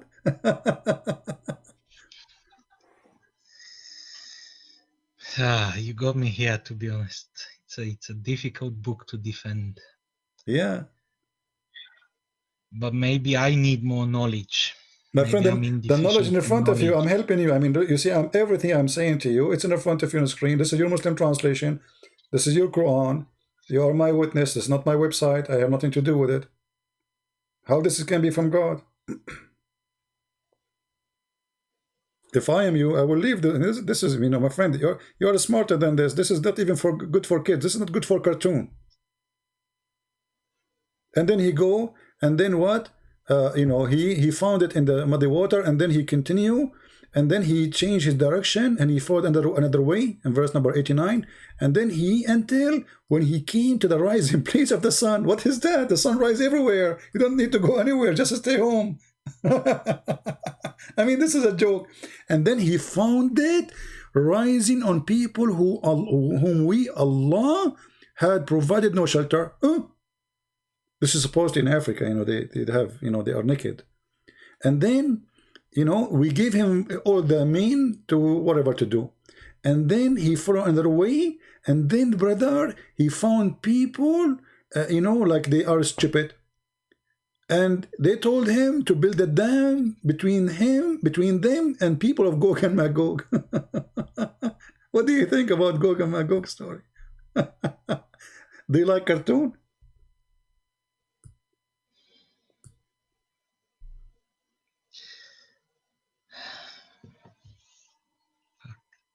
Remember, the Quran is preserved. You are the one who said that to me. This is the preserved story of Allah. Okay, so if it's not preserved, what do we do? What do I do? No, it's not. Because Bible is not preserved either. No, my friend. This is a joke to say that the Christian, they did not preserve the Bible. Why they want to do that? I mean, somebody believe from his heart in God. I will not say the Muslim would do that. I will not say the Hindu would do that. This is stupid even claim. I mean, a guy is a Hindu. Why you want to change his book? This is stupid. I mean, this is not even, this is the most stupid thing. A person who's a believer, he will not do that. And if a Christian, he agreed to do that. You see, you mentioned to me that the Christian, they have a conference to meet to discuss heretic, right? So here we go. They stand, but even hold on. Even the Jews don't agree with the Christians. Here we go. So what? No. The Jews agreeing. The 12 disciples of Jesus, they were Jews, my friend. They were not Hindus. They were not Arab. They were not the Christians. They were Jews. So you are wrong. So the first one who believed in Jesus was the Jews, no one else. We learn about Jesus from the Jews. Why don't Jews today believe in Jesus? Who said the majority of them already Christians? What is left of the Jews is not even 20 millions. After 2,000 years, there's only 20 millions. What happened? Simply because the majority became Christians. What is left is the minority, not the majority. So no, but they were more. Obviously, Hitler killed a lot of them. Other people killed a lot of them. No, everybody, no problem. I mean, a lot of people die from the Jews, yes. But in the same time, the majority already are Christians. Same time, my friend. It's not logical to say to anyone. It's not logical for me even to say to a Muslim, you are playing with your book. Because if he is a believer, he will not do that. No, nobody will do that. It doesn't matter what religion is. A person, he's a Hindu, he have a scriptures, he believes it's holy. Why you want to do that? This is a stupid argument. So don't go there. This is in the front of us. No, but maybe the Roman Empire needed a book. My friend, to stand behind. They cannot, because not all the Christians under the Roman Empire. Christians are spread all over. Ethiopian is not under the Roman Empire, you know. And then the Roman Empire, they shrink, and the Roman Empire die. It's not exist no more. So why people want to do that? And nobody was able to hide one copy. I mean, this is a joke. All languages, you know, we believe, even in the books of Tafsir, it says that the disciple of Jesus, when Jesus told them to go and preach and teach, they said to him, well, how we will teach? We don't speak the less languages. So Allah, according to the Muslim interpretation, when they wake up in the morning, each one of them, he found himself speaking different language. So if the Greek book corrupt, okay, what about the Ethiopian book? What about the Coptic book? What about the Indian book? What about the Persian book? Yeah, but you don't have many of my friend, those. my friend, you are running away from what is in front of you. This is the whole thing. You just admitted that this is stupid, correct? You admitted this is stupid. Or maybe we don't understand it the way it's meant to be. No, my friend, it's in the front of you. You want to play a game? It's up to you. You know, it's about you, not about me, my friend. I don't care if you want to say whatever you want to say, but this is not. We don't understand. It's very simple. Gog and Magog, he built a dam between us and them, and then your prophet, he described that those they try to go out of the bridge, out of the dam, and then he woke up in the morning. He said, today there is people who people of Gog and Magog, they were able to like this in the wall. We to Allah, to the Arab for today, a little tiny hole open. So this is it's explained already. It's explained. It's not a choice to say, oh, maybe we don't understand it because Muhammad, he mentioned it even in the hadith, and those hadith are accurate, sahih. So what we will do with it? Read it. Abu Hurairah said, Allah apostle, he said, today the wall barrier between Gog and Magog has been opened so much, and he was terrified, and he was saying the Arab, oh, we to the Arab, what's coming to you? All those hadith are sahih. See, Sahih al-Bukhari. He woke up in the morning, his face is red, he's terrified. He was saying, La ilaha illallah, la ilaha illallah, la ilaha. And then they said to him, what's happening? He said, the great evil happened. Today, a gap has been opened, and he made a space between his hand about how big it is of people of Gog and Magog. And those are 1,000 to 1, which means if we are 7 billions, the Gog and Magog, they are 7 trillions. So where are they? Where is this dam? And who in the world want to believe in such a story? He built a dam. They can go around the dam. I mean, the earth. But that's like asking where is the Garden of Eden? No, because those are people in earth. They are in the earth. Those are not in the sky. Where was the Garden of Eden according to the Bible? It was on earth. It wasn't in space. What? Where was the Garden of Eden? It was on earth, according to the Bible. Yes, but it wasn't floating in space. Yes, and we know the location in the north of Iraq. So, but in the Garden of Eden in Islam, it is in heaven. What does have to do with this, my friend? It's a garden. It's not, when we say heaven, when it comes to Adam and Eve, it's a garden. It's just a place God providing with everything. It's not really heaven as you imagine now, like the 70 version, etc. But here, notice with me that Muhammad, he explained to you, he have tons of stories about Gog and Magog, and all of them, they are authentic hadith in total agreement with the Quran. How you today, and you said, you just agreed that this is stupid, this is not right, you got me here, this is what you said. How you want to stay as a Muslim with this? What is this? All of those stories, look how many. Maybe I need to ask my scholars about more information. Well, your scholars, they cannot say to you anything except what I'm showing you on the screen. This is your scholar talking. Or do you think I'm giving you, is your scholar is better than al-Bukhari? What your scholars? If there is a scholars in Islam, they will be calling me, my friend. They don't dare. Did you ask yourself, what is the scholars? Why they don't call me? We just have an Arab. I don't know if you heard him. He ran away. He ran away, literally. I just asked him. He said to me, this hadith is fabricated. I said, prove it. Go ahead. He ran away.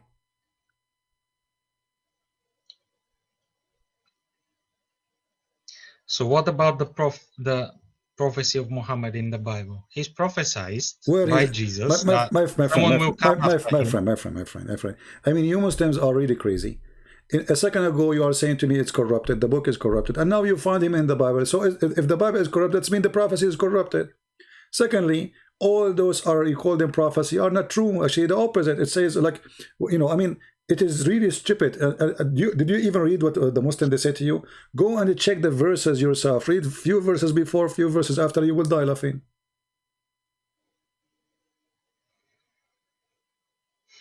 One of the videos in YouTube, it's very popular. They say it's in Muhammad is in Isaiah. When the verse is speaking about God, they made Muhammad God. The verse says the Lord. The guy, he cut it and he started reading after. Why? Because in a second people will notice that this is speaking about God. They lie to you. You know, you mentioned to me that Muhammad is a prophet, right? And Muhammad, he received his knowledge from who? From Allah, correct? Yes. Okay. Do you what is your education? Like, did you finish school, university, anything? University. All right, that's wonderful. So I'm talking to an educated person. That's wonderful. How the baby is created? Have you ever heard of someone who claimed to be God, and then he say this, that the sperm became a congealed dead blood? Which God is that? He says such a thing. And then the Muslim, they make videos saying this is scientific, and they start fabricating the translation and the meaning. Then we made the sperm into a clot of a congealed blood. Congealed blood, the sperm will become a congealed blood. This is God. And then the clot, we made it into a lump. And then we made out of the lump bones and cloth. And the bones, which mean at the end we have bones, just bones, there's nothing. And then we close the bones. So the start is stupid, the end is even more funny. And look at the translation. You said you do not know Arabic, right? Yeah, but that's not meant to be a scientific book. No, it's meant. Just because No. You see, when you speak in such details, that is not metaphorical no more. He's telling you stages by stage by stage. This is not just metaphorical. I can say, I agree. You know, we can say that, like in the Bible, it says, you made me in such a way. My friend, terms we use today, my friend. No one back then would understand it, isn't it? Yeah, at that time, people they take it because they didn't know what he's talking about. Simply, this is not stupid. If he says, "Oh, we're gonna create this embryo and we're gonna make this and this and this," no one's gonna understand. But still, still, he don't have to be stupid, right? I mean, he can say how he created, and then we will be amazed now when we discover it. But he don't be stupid. He don't say we made the sperm and took a congealed blood. Or what about chapter 86, where it says that women have a sperm and coming from her ribs, and the man have a sperm is coming from his backbone? I mean, what kind of God he say that? Women don't have a sperm.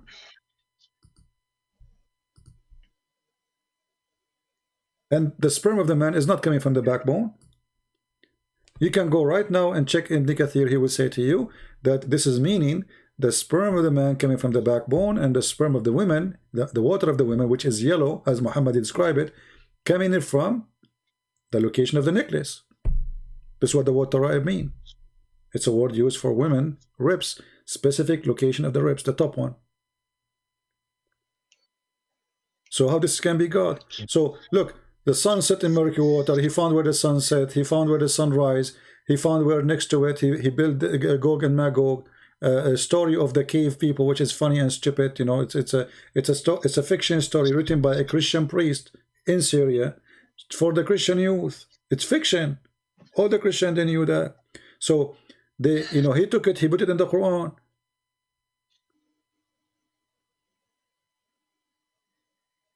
When a Jewish man, he came to Muhammad and he said to him, what is the signs of the hour? Do you know the story? No, not this one. He asked him, he said to him, I want to ask you a question which nobody know the answer for it except a prophet of God. This is the hadith, this is Sahih Bukhari. So nobody can say it's weak. So he said to him, there's certain things, I'm going to ask him about things. He said, I'm going to ask him about 3 things which only a prophet can know the answer or can answer it. Wonderful. I mean, look how the story is stupid from the beginning. The guy, he knew the answer, and he is saying only prophet knew the answer. Have you ever heard of a stupid? This is your prophet saying that. This is a story coming from your prophet. I come to you and I say to you, I'm going to ask you a question. Only prophet knew the correct answer, but I know the correct answer, so I must be prophet too. So it's a stupid cult, man. It is just a madness, a stupidity. It's a low IQ. And then he continued, he said to him, and look at the questions, I mean, look at this very hard exam. What is the first food which people of paradise will eat? Like what? This is the question which nobody knows except Prophet. Why does the child attract the similarity of his father or to his mother? Then the Prophet replied, said, Jibreel, just inform me now. Look, what? So Muhammad now, he cannot claim that he is getting something stupid. Jibreel from Allah, inform me that, etc. He said, and then Ibn Salam, he said to him, Jibreel, the enemy of the Jews. Since when Jibreel, the enemy of the Jews? Anyway, so then he says, as the first sign of the hour, it will be the fire, will collect people from the east to the west. Okay, where it says in the Quran, this fire will collect them from the east and the west. As for the first meal, the people of paradise will eat, will be the loop of the fish liver. Why? Because people will go to have sex. The Arab, they believe that the whale, not the fish, the whale liver is very good for sex. You know, they take from it al-ambar. You can check it out. As the ambar is even, you know, the deer, he have the same hormone which is used to attract female. So Muhammad, the Arab, they learn that those things, they attract females, so they think they can attract female, but this was for the deer. Anyway, as for the child, if a man discharge proceed in the women discharge, the child attract the similarity to the man. Look at this stupid. He just said, if you have orgasm first, the baby will be a boy. If you have orgasm, the women have orgasm first, the baby will be a girl. What does this have to do with this? According to which science? And remember, he said, Jibreel told me. So we cannot say Muhammad is making, I mean, somebody fool him. He was just, as you said, he is just a human. He just said, Jibreel told me. So either Jibreel told him or he's a liar. Maybe he lied. Maybe he lied. You're right. Obviously he's lied. He lied because this is absolutely false. So you just left Islam, my friend. You just left Islam right now. I'm happy for you. You decide to use your brain and you are out.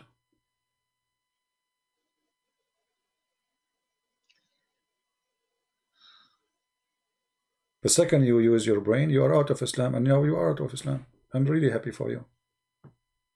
I'm so glad you called me today so we can share the truth with you.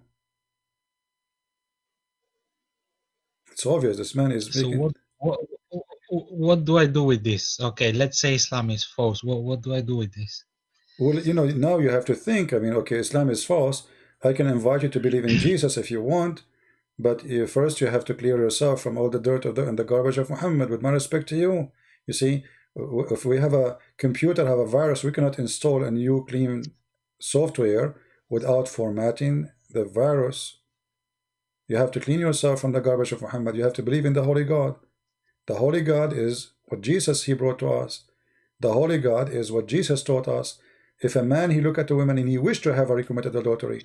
Not, you know, God, he made you do adultery. Okay, so if people lie to me all my life about this, they never show me this, how can I trust anyone else? Even how do I know this? My friend, did I say to you, trust me? Did I say to you? No. You are a man, you are adult, you went to school, you have a degree, you speak languages, you have a computer, do your research, study very well, and search holiness. The one, you know, once a big sheikh, he came to my father, and he said to him, you know, you are a great man, a great family, you are very well known. Why you don't, I invite you to accept Islam, you know? The sheikh saying that to my dad. So my dad, he said to him nicely, he didn't want to be polite with him because he's in our house, and he is a friend of him. He said to him, well, ya sheikh, where is Muhammad now? He said, he's dead. He said to him, where is Jesus now? He said, he's in heaven. He said, well, I will follow the one in heaven. So ask yourself a very simple question. Which one you want to follow? The one who, as you mentioned, and you said, he is perfect. The one who is right now in heaven. The one who never commits sin.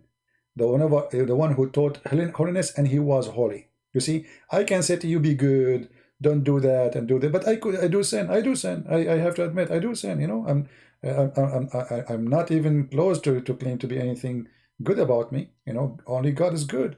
So when we speak about Jesus, it's a different story. Jesus, he challenged the Jews. Who can of you prove me to be a sinner? Who can? Who dare? I cannot say that to you, because if I say that to you, I will be a hypocrite. I am a sinner. So when we speak about the Messiah, we speak about holiness. Jesus, he said to us, if you want to go to my heaven, let's go how to pray. He said, pray like this. And then he said, forgive to us the same we forgive to others. And then you will notice that Jesus in the cross, he said, forgive them, Father, they do not know what they are doing. So imagine if Jesus, he said, forgive them, and yet he don't want to forgive. Even in the cross, when people are calling him names, killing him literally, I mean, crucifying, how ugly, how evil, how much pain. Yet he is saying, Father, forgive them, they don't know what they are doing. So when Jesus says to us, forgive, he was truthful. He did it, even when he is dying in the cross. And death for him means nothing. No, I have no problem with Jesus being the best, the most righteous, not a single sin and everything. And that he was peaceful, he never raised a hand or did anything wrong. But how can he claim to be God, though? That's the biggest problem. How can he claim? Even if you're the most perfect prophet of God, you're still giving the message of God, isn't it? You don't claim for yourself God, even when you do miracles and do everything. Okay, you see, you know, when we ask a Muslim, why Allah chose Muhammad, they say Allah. We don't ask him why he chose, right? Now, why Jesus, he claimed to be God? Well, if he is claiming to be God, then he should not be able to do what God can do. I can claim to be God too. You can claim to be God. Talk is cheap. I can go right down the street and I will say, hey, I'm God. Okay, people, they will ask me, do you know the guy from India, he claimed to be the Messiah? Ahmad Mirza Ghulam? The Ahmadiyya guy? Hello? You remember him? Hello? Yeah, you remember Ahmad Mirza Ghulam? Do you remember Ahmad Mirza Ghulam? Yeah, this guy, anyway, you can search him. He claimed to be the Messiah. He claimed to be the Messiah. Okay. And then second day, people, they come to his house and they have people in a wheelchair, people they are blind, people they cannot see, people they are sick. And they say to him, okay, you are the Messiah, do what the Messiah do. What the Messiah does. He made the blind see. He healed the leper. He made the one who cannot walk. Okay. So when Jesus, he make a claim, it is a claim until he prove it is true. And he did. He did what nobody can do. Resurrecting people from death, making the blind see. I mean, he ordered the nature. One word of him, it's a must. So there's difference between somebody claim, Muhammad claimed to be a prophet, and here we go, you agreed he's a liar. I can claim to be a prophet, you can claim. It's a good business, by the way. These days, I mean, this is the best business ever in history, always. Anyone want to make money, he can make himself a prophet. He will find some fool, and they will give him his money, and that's it. He will live like a king, and then he will start sleeping with the women. Jesus never asked for money. Jesus never have a woman. Jesus never even own a donkey. Jesus never own a house. Jesus never have a palace. I mean, imagine you are in a now and before, nothing changed. If I can raise people from death, how many kings they will worship me and they will be under my command? I will be their boss forever. Because they will die, they knew it's coming. They have a person who will make them alive again. So he did not abuse the power. He was not seeking power, for he is the true God in this earth. So when we question how this has happened, well, God, because the Bible says, for God he loved the world. This is why he came to us. Not because he need to, but because he loved to. There's a huge difference. God did not create me because he need me. He don't need me. He want to share his glory with us. He wanted us to be happy. This is why in Christianity we have different form of speaking to God. We call him Father. We don't say, yes, he is God, but imagine our relationship is not about God. It's about children and their father. This is how much loving he is. And the Quran says, I created not a human or genie except to worship me. The Bible teaches different, totally the opposite direction. This is why you speak to the Father and you pray to the Father, because He is your Father. He is your God, yes, but He is not an evil one. He loves you. So when I speak about Jesus, I try to find the intention of this person. His name is Jesus. What he want from me? What he want? Did he want something from me? No. Did he ask for something? No. Did he ask for the fifth of the booty like Muhammad? No. Did he ask women, hey, will give yourself to me? No. He asked you to be holy. He asked you to be loving. He said, love your enemy. I mean, everything he said is for the benefit of mankind. Nobody can question that. Love your enemy. I mean, imagine, my friend, if all mankind, they practice one sentence of Jesus, which is love your enemy. Guess what? We will have no war. We will have no thieves. We will have no criminals. We will have no death. We will have no people crying, because people love each other. Just one sentence of Christ's teaching is the solution for mankind. Not the book. You see, just sentence is better than all the books in the world, all the book of wisdom. So Jesus did not fail. true. Jesus did not fail, my friend. We fail. We fail to love each other. We fail to be good to each other. In the Quran, go attack them, go kill them, go take their money, go etc. And then somebody will say to you, oh, and like in the Old Testament, there's war. We have to understand that those people, they are under attack too. The Jewish, they were trying to survive.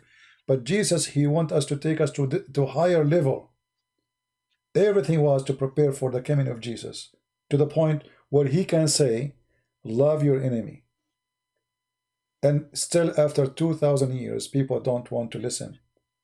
People full of hate. Christians are not being Christians. Jewish are not being Jewish. Muslims killing each other. War everywhere. And corona, crazy stuff. Even people want to use people just even when they are dying from corona. People, they want to hack corona. Want to say it in the market. I mean, even death is a business in the world today. So with the Messiah, we have a new life.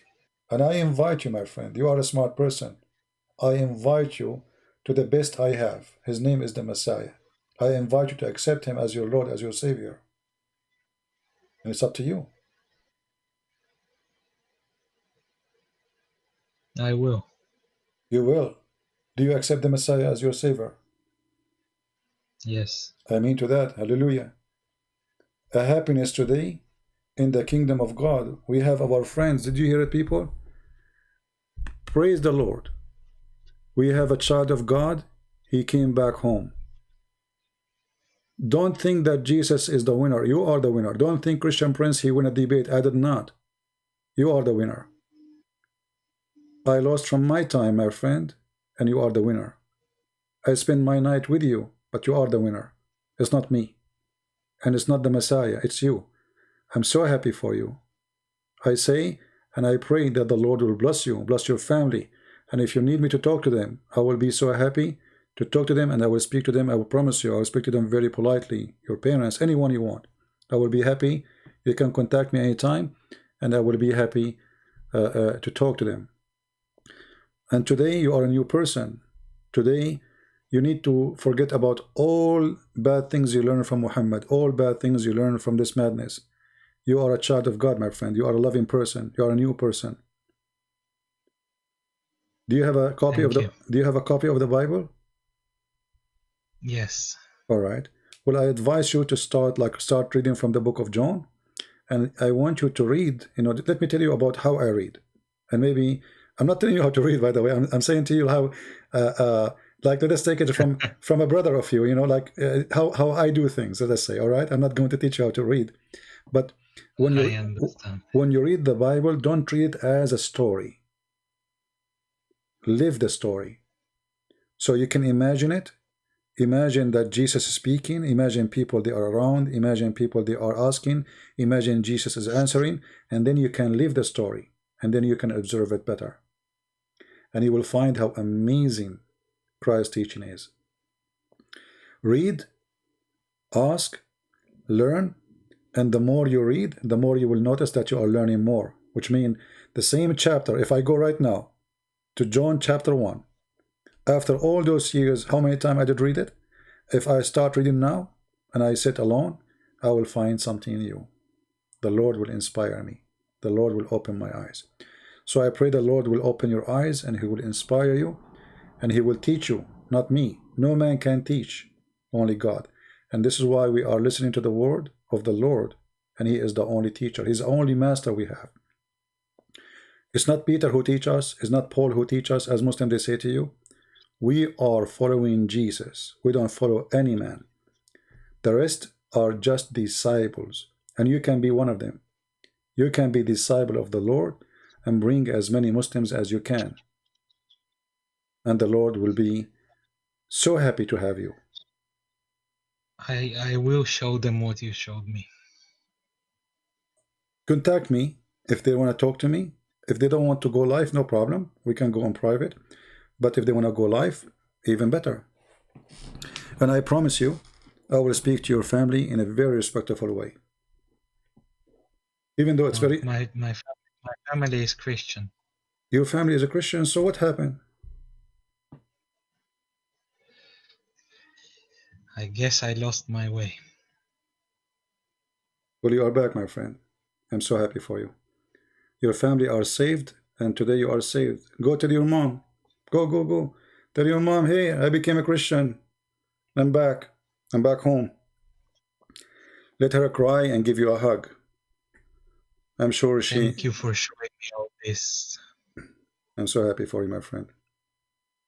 Do you want to say anything to people around you? People are happy for you. Look how people are happy for you. Yeah, I'm watching the chat. Thank you, Owen. God bless you. All right, my friend. God bless you, and God bless your mother and your father and your family, and we pray for them, all of them. And I'm happy that today your new year is different. The family new year is different. Now you have a Christmas next year. Next year you will be the first to say to your mother, Merry Christmas, Mom. Praise the Lord. Thank you. Praise the Lord.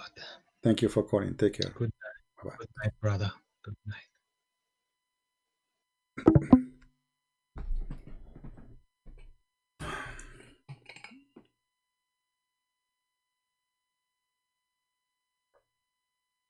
My throat is hurting me. I told you I don't feel good when I go live, but it's worth it. It's worth it. And I'm sure his mother, she will be very happy to hear that he is back to Christ and he is saved and he is out of the devil house. Pray for him that the Lord will keep him strong and will protect him and protect his family. And we pray that the Lord, he will bring more people using him to Christ. I apologize, guys. I cannot really stay long. My throat is really hurting badly. I wasn't going to go live today. I told you from the beginning I'm not going to stay long. I hardly can talk. Each time I open my mouth, it's really hurting. I think I have a bad throat infection, maybe. I want to say, you do your best. You don't know what you don't know what you would accomplish. You know, this brother, he called us. He was angry from me. He was upset from me. He was etc. But you never know. You never know. This is why the Lord, he chose fishermen. You know, he told us to be fisher, to go and fish. And our fishing is different. It's to save, not to kill. It's to secure, not to harm. So I'm glad that he called us today, and I pray that every day we will have more Muslims to call.